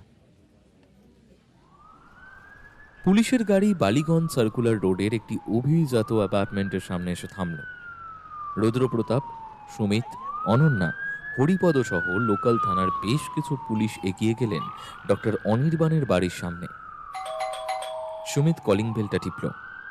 1 বার, 2 বার, 3 বার, কিন্তু ভেতর থেকে কোনো সাড়া শব্দ এলো না। ডক্টর চ্যাটার্জি, দরজা খুলুন। ডক্টর চ্যাটার্জি। ভেতর থেকে কোনো সাড়া শব্দ পাওয়া গেল না। রুদ্রপ্রতাপের কপালে চিন্তার রেখা দেখা যাচ্ছে। তিনি ফোর্স পাঠালেন বাড়ির দরজার পেছনের দিকে। সেই দরজাও ভেতর থেকে বন্ধ, অর্থাৎ বাড়ির ভেতরে মানুষ রয়েছে। শেষমেশ রুদ্রপ্রতাপের নির্দেশে দরজা ভেঙে ফেলা হলো। অন্যান্য পুলিশ সহ রুদ্রপ্রতাপ, সুমিত আর অনন্যা বন্দুক উঁচিয়ে ভেতরে ঢুকলেন। বাড়িটা ঘুটঘুট করছে অন্ধকারে। সুমিত দেওয়াল হাতড়ে সুইচ বোর্ডটা খুঁজে নিয়ে লাইটগুলো জ্বালিয়ে দিল। কোথাও কেউ নেই। ডক্টর চ্যাটার্জি, আপনি যেখানেই থাকুন আমাদের সামনে আসুন। সারা বাড়ি কিন্তু পুলিশ ঘিরে ফেলেছে। গলার আওয়াজটা বিশাল বাড়িটায় প্রতিধ্বনিত হলো। কিন্তু কেউ সাড়া দিল না। এমন সময় ওপরের তলা থেকে পিয়ানোর সুর ভেসে এলো। রুদ্রপ্রতাপরা পরস্পরের দিকে তাকিয়ে বন্দুক উঁচিয়ে বুটের খটখট শব্দ তুলে সিঁড়ি বেয়ে ওপরের তলায় এলেন। দোতলায় উঠতেই দেখলেন সামনের একটা ঘরে আলো জ্বলছে, সেখান থেকেই পিয়ানো সুরটা ভেসে আসছে। ধীরে ধীরে সকলেই সেই দিকে এগিয়ে গেলেন। একটা বিশাল বেডরুম। এই ঘরেরই এক কোণে একটা গ্র্যান্ড পিয়ানোর সামনে বসে আছেন ডক্টর অনির্বাণ চ্যাটার্জি। তার আঙুলগুলো খুব নিখুঁতভাবে পিয়ানোর রিডের ওপর চলছে। এতক্ষণ পুলিশের বন্দুক যে তার দিকেই তাক করা আছে সেটা দেখেও তার মনোসংযোগে বিঘ্ন ঘটছে না। আপনি ধরা পড়ে গেছেন ডক্টর চ্যাটার্জি। চ্যাটার্জি পিয়ানো বাজানো থামিয়ে চশমাটা খুলে রেখে রুদ্রপ্রতাপের দিকে তাকালেন। ডক্টরের মুখে কোনো ভয় নেই, কোনো ব্যাকুলতা নেই, অপরাধ বোধে চিহ্ন মাত্র নেই। তার শান্ত মুখ জুড়ে একটা অদ্ভুত তৃপ্তির হাসি ফুটে উঠছে। আজ সারাদিন আপনার জন্যই তো অপেক্ষা করছিলাম। আসতে বড্ড দেরি করে ফেললেন যে। কেন মারলেন রণজয় বর্ধনকে? ওমা সে কি, এখনো প্রশ্ন করছেন? আপনি রণজয় বর্ধনের খুনি কে তা নিশ্চিত না করে আমার বাড়িতে চলে এসেছেন। তার মানে আমাকে দোষী সাব্যস্ত করার মতো কোনো অকাট্য প্রমাণ এখনো আপনার হাতে নেই, তাই তো? শুধু অনুমানের ওপর ভর করে আমার বাড়ি দরজা ভেঙে আমার দিকে বন্দুক উঁচিয়ে ধরেছেন কি? আমি তো ভেবেছিলাম আপনার মতো বুদ্ধিমান তুখোড় অফিসার একেবারে প্রমাণ সমেত খুনিকে পাকড়াও করতে এসেছেন। না না না, আপনার মতো একজন অফিসার থেকে এমন কাঁচা কাজ আশা করা যায় না। ফ্যান্টম বায়োসিস্টেমস রিসার্চ ফ্যাসিলিটির কার্ডিওলজি ও টেক্সোলজি প্রজেক্টের 4 জন গবেষকদের মধ্যে আপনি ছিলেন একজন। সেই গবেষণার ফলে সেখানেই তৈরি হয়েছিল এই অত্যন্ত বিরল রাসায়নিক বিষ কার্ডিও ফ্যান্টম 7। এই একটা তথ্যই আপনাকে সন্দেহভাজন হিসেবে গ্রেপ্তার করার জন্য যথেষ্ট ডক্টর। এর জন্য আমাদের আর কোনো বাড়তি প্রমাণের প্রয়োজন নেই। হ্যাঁ, ওই গবেষণায় আমি যুক্ত ছিলাম, তা তো আমি অস্বীকার করছি না। কিন্তু সেই ল্যাবে এই বিষ তৈরি হওয়া মানেই যে আমি সেটা দিয়ে রণজয়কে খুন করেছি তার তো কোনো প্রমাণ নেই। হ্যাঁ, আর যদি ধরেও নিই যে এই কাজ আমি করেছি, তাহলেও কাজটা আমি করব কি করে? হ্যাঁ, সুযোগ আপনি নিজেই তৈরি করে নিয়েছিলেন ডক্টর। সেদিন আপনি যখন রণজয় বাবুকে চেক আপ করতে যান তখন সেই ঘরে আপনারা দুজন ছাড়া আর কেউ ছিল না।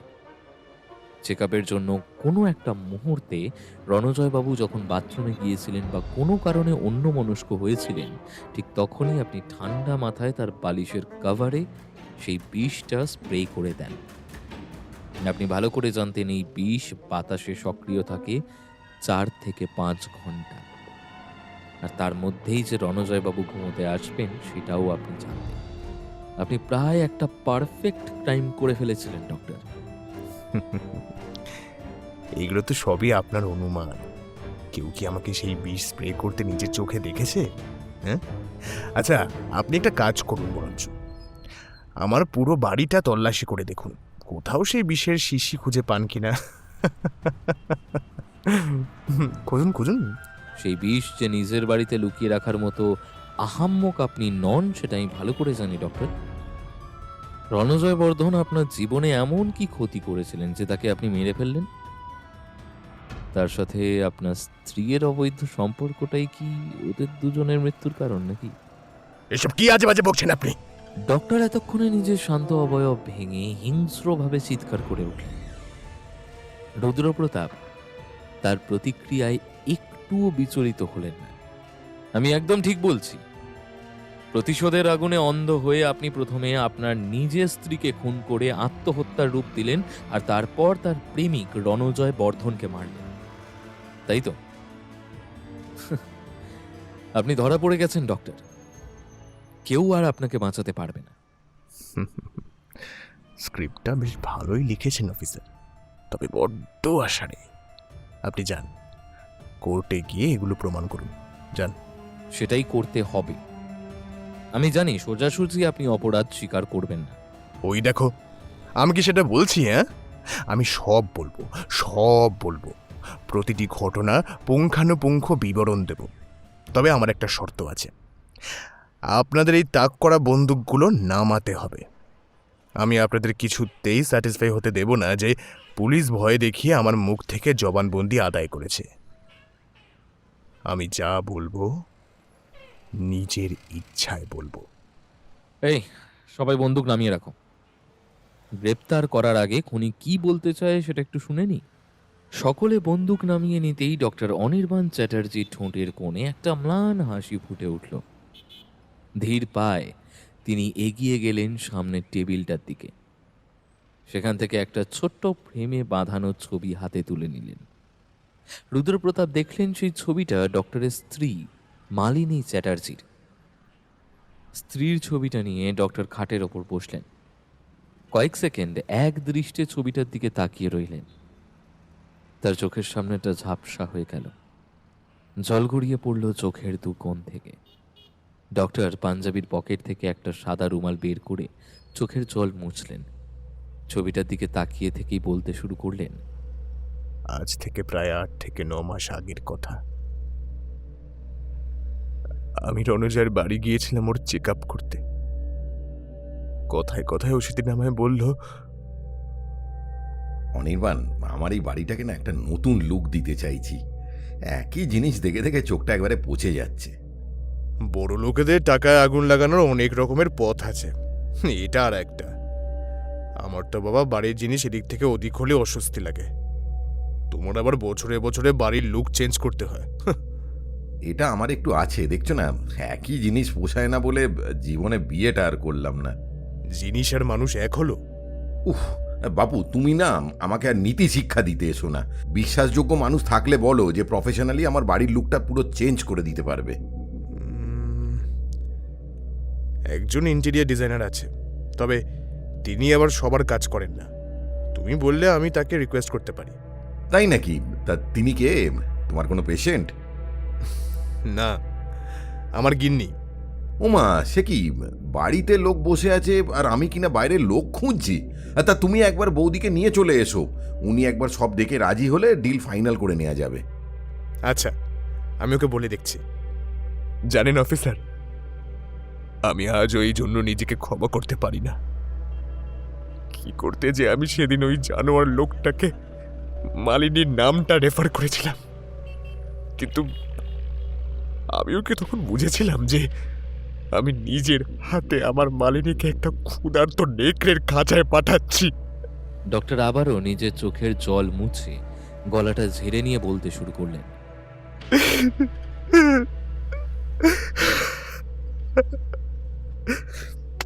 সেদিন বাড়ি এসে আমি মালিনীকে সব বললাম। অনেকদিন ধরেই ও বড় প্রজেক্টের সন্ধানে ঘুরছিল। শহরের এমন একজন নামী মানুষ ওর ক্লায়েন্ট হতে চলেছে শুনেও বেজায় খুশি হল। পরের দিনই আমি ওকে নিয়ে হাজির হলাম দ্য আইভরি ক্যাসেলে। রণজয় ওকে সামনে থেকে সেদিন প্রথম দেখল। একেবারে স্বাভাবিকভাবে ও বলল, আরে বৌদি, আসুন আসুন, আপনি যে আমার কাজটা করতে রাজি হয়েছেন এটাই আমার কাছে অনেক। এ কি বলছেন স্যার? আপনার মতো একজন এত বড় মানুষের কাজ করতে পারছি, এটাই তো আমার কাছে অনেক বড় পাওনা। সত্যি অনির্বাণ, তোমার সাথে আমার এতদিনের সম্পর্ক, এতদিনের জন্য একটা পার্টিতেও তুমি বৌদিকে নিয়ে আসোনি। হ্যাঁ, এ তোমার ভারী অন্যায়। তাহলে বৌদি, আপনি না একটু বাড়িটা দেখে নিন, তারপর আপনার সঙ্গে সমস্ত কথা না হয় আমি বলে নেব। হ্যাঁ, আসলে আমি চাই এই বাড়ির একটা ক্লাসিক লুক দিতে, আর কাজটা একটু তাড়াতাড়ি করতে পারলে একটু ভালোই হয় আর কি। আপনি নিশ্চিন্তে থাকুন মিস্টার বর্ধন, আমার দিক থেকে আপনি কোনো অভিযোগের সুযোগ পাবেন না। রণজয় ভীষণ ভদ্র ব্যবহার করে উপযুক্ত টাকার বিনিময়ে মালিনীর সঙ্গে কাজের ডিল ফাইনাল করে দেয়। কিছুদিন পর মালিনী নিজের টিম নিয়ে বাংলায় গিয়ে কাজ শুরু করে দেয়।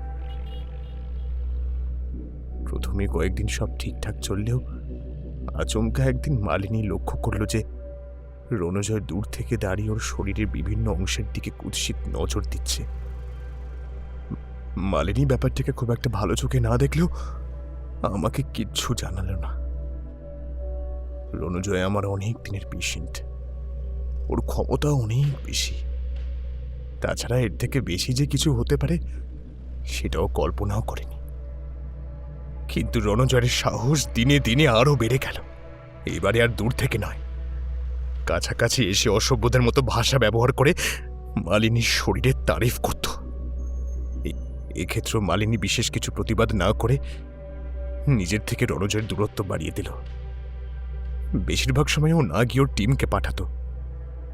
কিন্তু কাজ তদারকি করতে যেদিনই মালিনী সেই বাড়িতে পৌঁছাতো সেদিনই ওর সঙ্গে খারাপ আচরণ করত রণজয়। একদিন তো কাজের ছোতে মালিনীর শরীরে আপত্তিকরভাবে হাতও দিয়েছিল, কিন্তু সেদিনও ও আর সহ্য করল না। অনেকদিন ধরে দেখছি মিস্টার বর্ধন, আপনি রীতিমতো আমাকে হ্যারাস করছেন। ভুলে যাবেন না আমি আপনার বন্ধুর স্ত্রী। বন্ধু? অনির্বাণ তাই বলেছে নাকি? না না, ও আমার ডক্টর, আমার কর্মচারী, আর মালিক কর্মচারী সম্পত্তি নিয়ে যা ইচ্ছে তাই করতে পারে।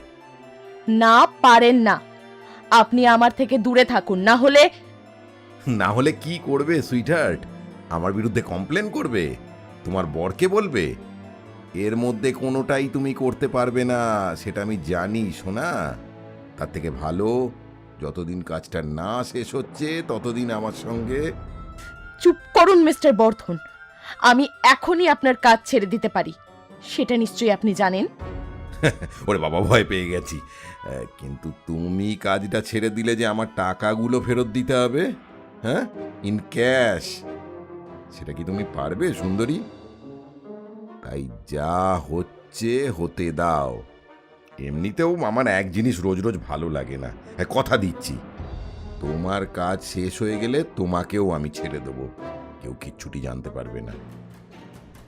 শোনা, আমার কাছে এসো, আমার ঘরে এসো। মালিনীর হাত ধরে টানতেই মালিনী ঘুরিয়ে একটা চড় মারল রণজয়কে। খবরদার, এই ভুল আর দ্বিতীয়বার করবেন না। এটা তুমি খুব ভুল করলে মালিনী। এর যে কত বড় মাসুল তোমায় গুনতে হবে সেটা তুমি ভাবতেও পারছো না। সেদিনের পর থেকে মালিনীর সঙ্গে আর কথা বলতো না রণজয়। অবশেষে ওর এই অসভ্যতামি শেষ হয়েছে ভেবে মালিনীও বেশ নিশ্চিন্ত হলো, কিন্তু ওর ধারণা সম্পূর্ণ ভুল ছিল। সেটাও কিছুদিনের মধ্যে প্রমাণ হয়ে গেল।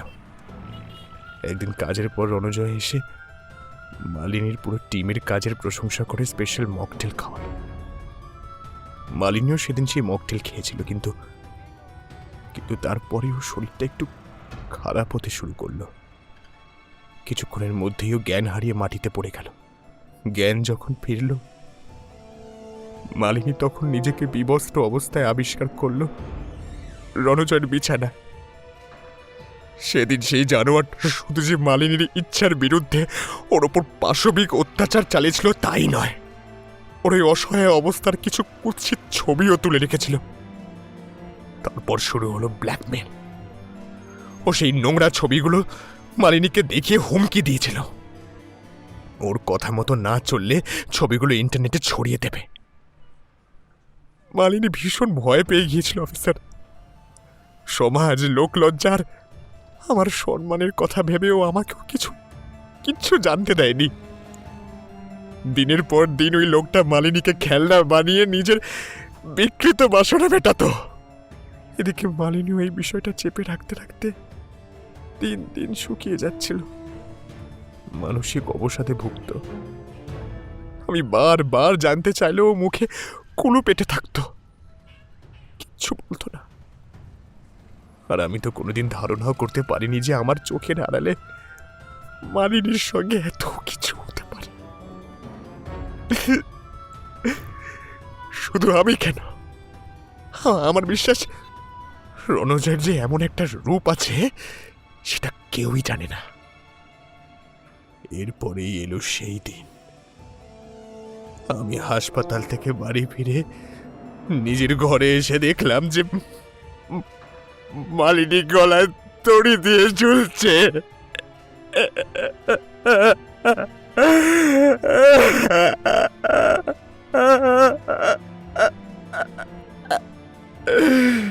সেদিন যে আমার ওপর কি ঝড় বয়ে গিয়েছিল তা একমাত্র আমি জানি। কেন কেন মালিনী এমন কিছু করলো, তার কোনো কারণ খুঁজে পাচ্ছিলাম না। সেই সেই বুক ফাটা যন্ত্রণার কথা মুখে বলে বোঝানো যাবে না অফিসার, মুখে বলে বোঝানো যাবে না। কথাগুলো বলতে বলতে ডক্টর আর নিজের আবেগ ধরে রাখতে পারলেন না।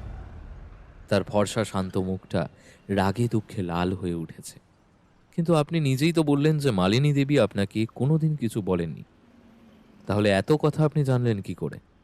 ডক্টর কিছুক্ষণ চুপ করে ছবিটার দিকে তাকিয়ে রইলেন, তারপর চোখ মুছে বললেন, সেদিন মালিনীর ঘর থেকে কোনো সুইসাইড নোট পাওয়া যায়নি, কিন্তু ওর মৃত্যুর পরে আমি একদিন ওর বইয়ের তাক থেকে একটা ডায়েরি পাই। ওর লেখাপড়া করার খুব শখ ছিল, সেটা আমি জানতাম। কিন্তু বিশ্বাস করুন, ও ও যে ডায়েরি লিখতো সেটা আমি এত বছরেও জানতে পারিনি। ও মৃত্যুর আগের দিন পর্যন্ত ডায়েরি লিখেছে, আর সেই ডায়েরি থেকেই আমি এই সমস্ত ঘটনার কথা জানতে পেরেছি। আপনারা আপনারা এখন ওই বইয়ের তাকে ওই ডায়েরি খুঁজলে পেয়ে যাবেন। এরপরও আপনি রণজয়ের এগেনস্টে কোনো স্টেপ নিলেন না কেন? Step?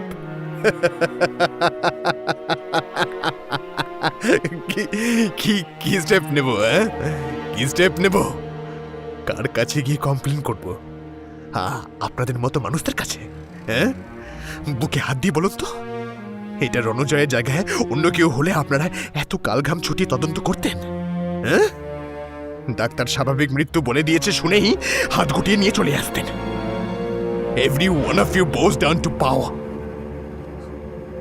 You are all just slaves of rich and powerful people. You all are slaves. You all are slaves. কাশির দমকে ডক্টরকে একটু থামতে হলো। তার কপালে বিন্দু বিন্দু ঘাম দেখা দিয়েছে। রুমাল দিয়ে কপালটা মুছে গলা ঝেড়ে নিয়ে তিনি বললেন, ওর ডায়েরিটি পড়ার পর আমার মাথায় রক্ত চড়ে গিয়েছিল। মনে হচ্ছিল তখনই গিয়ে লোকটাকে টুকরো টুকরো করে কেটে দিয়ে আসি। কিন্তু ও যে প্রচন্ড ক্ষমতাবান, ওর অগাধ টাকা আছে, আইনের ভাগ গলে ও ঠিক বেরিয়ে যাবে, ওর কোনো শাস্তি হবে না। তাই আমি দাঁতে দাঁত চেপে নিজের রাগটা গিলে ফেললাম। অনেক কষ্টে এমন অভিনয় করতে লাগলাম যেন আমি ওর আর মালিনীর ব্যাপারে কিছু জানি না। আগের মতোই ওর বাড়িতে যেতাম, ওর চেক আপ করতাম, হাসি মুখে কথা বলতাম, ওর দেওয়া পার্টি অ্যাটেন্ড করতাম।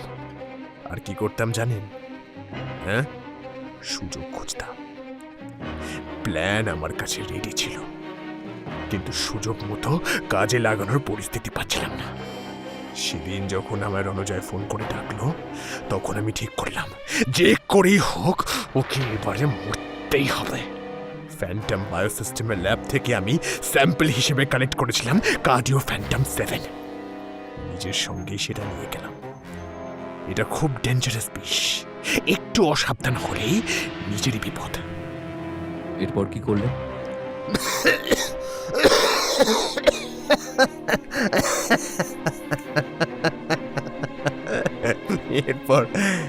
এরপর আপনি যা অনুমান করেছেন সেটাই করলাম। সেদিন যখন আমি রণজয়ের ঘরে ওর চেক আপ করতে যাই, তখন সুযোগ বুঝে বৃষ্টর বালিশের কভারে স্প্রে করে দিই। আমি জানতাম ওর ঘরে আর কেউ ঢোকে না, আর যদি ঢোকেও সে অন্তত ওর বালিশে গিয়ে শোবে না। এরপর যা যা হয়েছে সবই তো আপনারা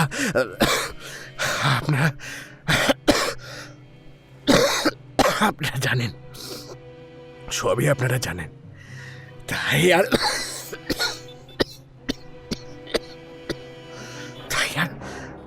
আলাদা করে কিছু বলছি না। এবারে বলুন, পুরোটাই তো শুনলেন। আমি যদি নিজে থেকে এই অপরাধের কথা স্বীকার না করতাম, তাহলে কি আপনাদের সাধ্য ছিল আমায় ধরার? হ্যাঁ, আমার মোটিভ খুঁজে বের করার, বা কোনো প্রমাণ পেতেন আমার বিরুদ্ধে? আপনি আমাদের কাছে সব কথা স্বীকার করলেন, এর পেছনেও কি আপনার কোনো বিশেষ উদ্দেশ্য আছে? ডক্টর অনির্বাণ ম্লান হেসে স্ত্রীর ছবিটাকে বুকের মধ্যে শক্ত করে চেপে ধরে বললেন, উদ্দেশ্য তো একটাই আছে অফিসার, এই সত্যিটা আপনাদের জানিয়ে তো আমি চিরতরে মুক্তি পাব। মালিনীকে আমি বড্ড ভালোবাসতাম জানেন, আমাদের সেই ছোট্টবেলার প্রেম। বাড়ির কেউ আমাদের সম্পর্কটা মেনে নেয়নি বলে আমরা পালিয়ে গিয়ে বিয়ে করেছিলাম। তখন আমার বয়স 22 আর ওর 20। নিজেদের জীবনে অন্য কাউকে কখনো আসতে দিইনি আমরা। নিজেদের ভালোবাসা ভাগ করব না বলে আমরা কোনোদিন সন্তান নেওয়ার কথাও ভাবিনি। আমরা দুজনকে নিয়ে বড্ড সুখে ছিলাম, বড্ড ভালো ছিল। ও ছিল আমার প্রাণ, আমার বেঁচে থাকার একমাত্র অবলম্বন। কিন্তু এই শয়তানটার জন্য আমার মালিনীকে আমাকে ছেড়ে চিরদিনের মতো চলে যেতে হলো। চিরদিনের মতো চলে যেতে হলো। ডক্টর একটু থামলেন, বুক ভরে শ্বাস নেওয়ার চেষ্টা করতে করতে বললেন, ওকে ওকে ওকে শেষ করে আমি হয়তো আমার স্ত্রীর আত্মাকে শান্তি দিতে পেরেছি, কিন্তু আমার নিজের মনের শান্তি কই বলুন? আমার শান্তি তো মালিনী নিয়ে চলে গেছে। তাই তো আমি সবকিছু আপনাদের বলে দিয়ে ওর কাছে যাচ্ছি। এমনি তো আপনাদের কাছে পেন্ডিং কেসের তো অভাব নেই, তাই ভাবলাম যখন চলেই যাচ্ছি তখন আপনাদের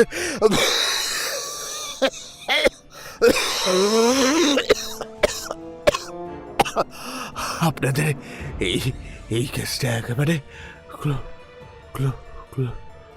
ক্লোজ করে যাই।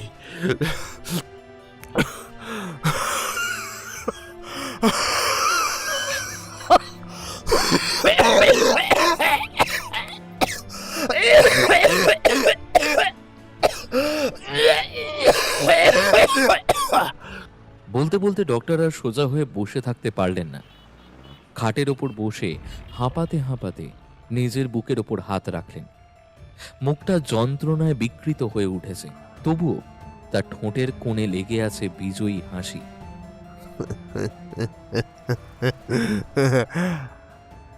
আজ আমি চলে যাচ্ছি অফিসার, আমার মালিনীর কাছে। আপনারা এত পুলিশ ফোর্স নিয়েও আমাকে ধরতে পারলেন না। ও হ্যাঁ, আর একটা কথা, ওই বিষটা কিন্তু আমার কাছে আর নেই। রণজয়কে দেওয়ার পর সামান্য যেটুকু ছিল সেটা আমি নিজের জন্য তুলে রেখেছিলাম। এই বিষয়ে তো আমারও অধিকার আছে বলুন। শেষ একটা কথা বলে যাই, আজ আপনারা না এলেও আমি মরতাম, আমি মরতাম।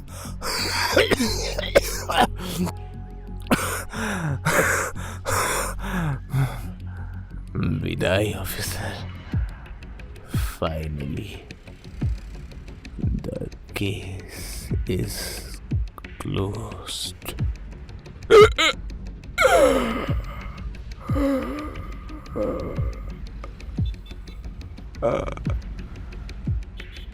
কথাটা শেষ হতেই ডক্টর অনির্বাণ চ্যাটার্জির দেহ খাটে এলিয়ে পড়ল।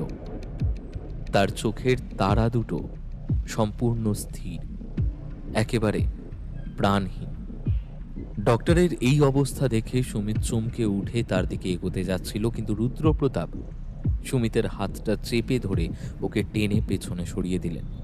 যেও না সুমিত, উনি এইমাত্র নিজের শরীরে এই মারাত্মক বিষ প্রয়োগ করেছেন। এই মুহূর্তে ওনার গায়ে হাত দেওয়াটা ঠিক হবে না। কিন্তু স্যার, উনি বিষটা কখন ব্যবহার করলেন? উনি তো আমাদের সামনে বসে এতক্ষণ কথা বলছিলেন। মন দিয়ে লক্ষ্য করো, ওনার ডান হাতের আঙুলের ফাঁক দিয়ে ওটা কি দেখা যাচ্ছে? রুমাল। ঠিক। উনি শেষ কথাটা কি বলেছিলেন শুনেছ? আজ আপনারা না এলেও আমি মরতাম। ডক্টর ওই রুমালে আগে থেকে বিষ মাখিয়ে রেখেছেন। তারপর আমাদের চোখের সামনে ওই রুমালটা দিয়েই বারবার চোখ আর মুখ মুছছেন। আমরা ব্যাপারটা খেয়াল করেও করলাম না। কতটা ইন্টেলিজেন্ট আর ঠান্ডা মাথা লোকটার, জাস্ট ভাবো। মানতেই হবে ডক্টর, আপনার সত্যি বুদ্ধি অসম্ভব ছিল। আপনার মাথা ঠান্ডা করার প্ল্যানের জন্য রণজয় বর্ধনের মৃত্যু হলো, আবার তার খুনিকেও আইনের আওতায় আনা গেল। Finally I must admit the case is truly closed.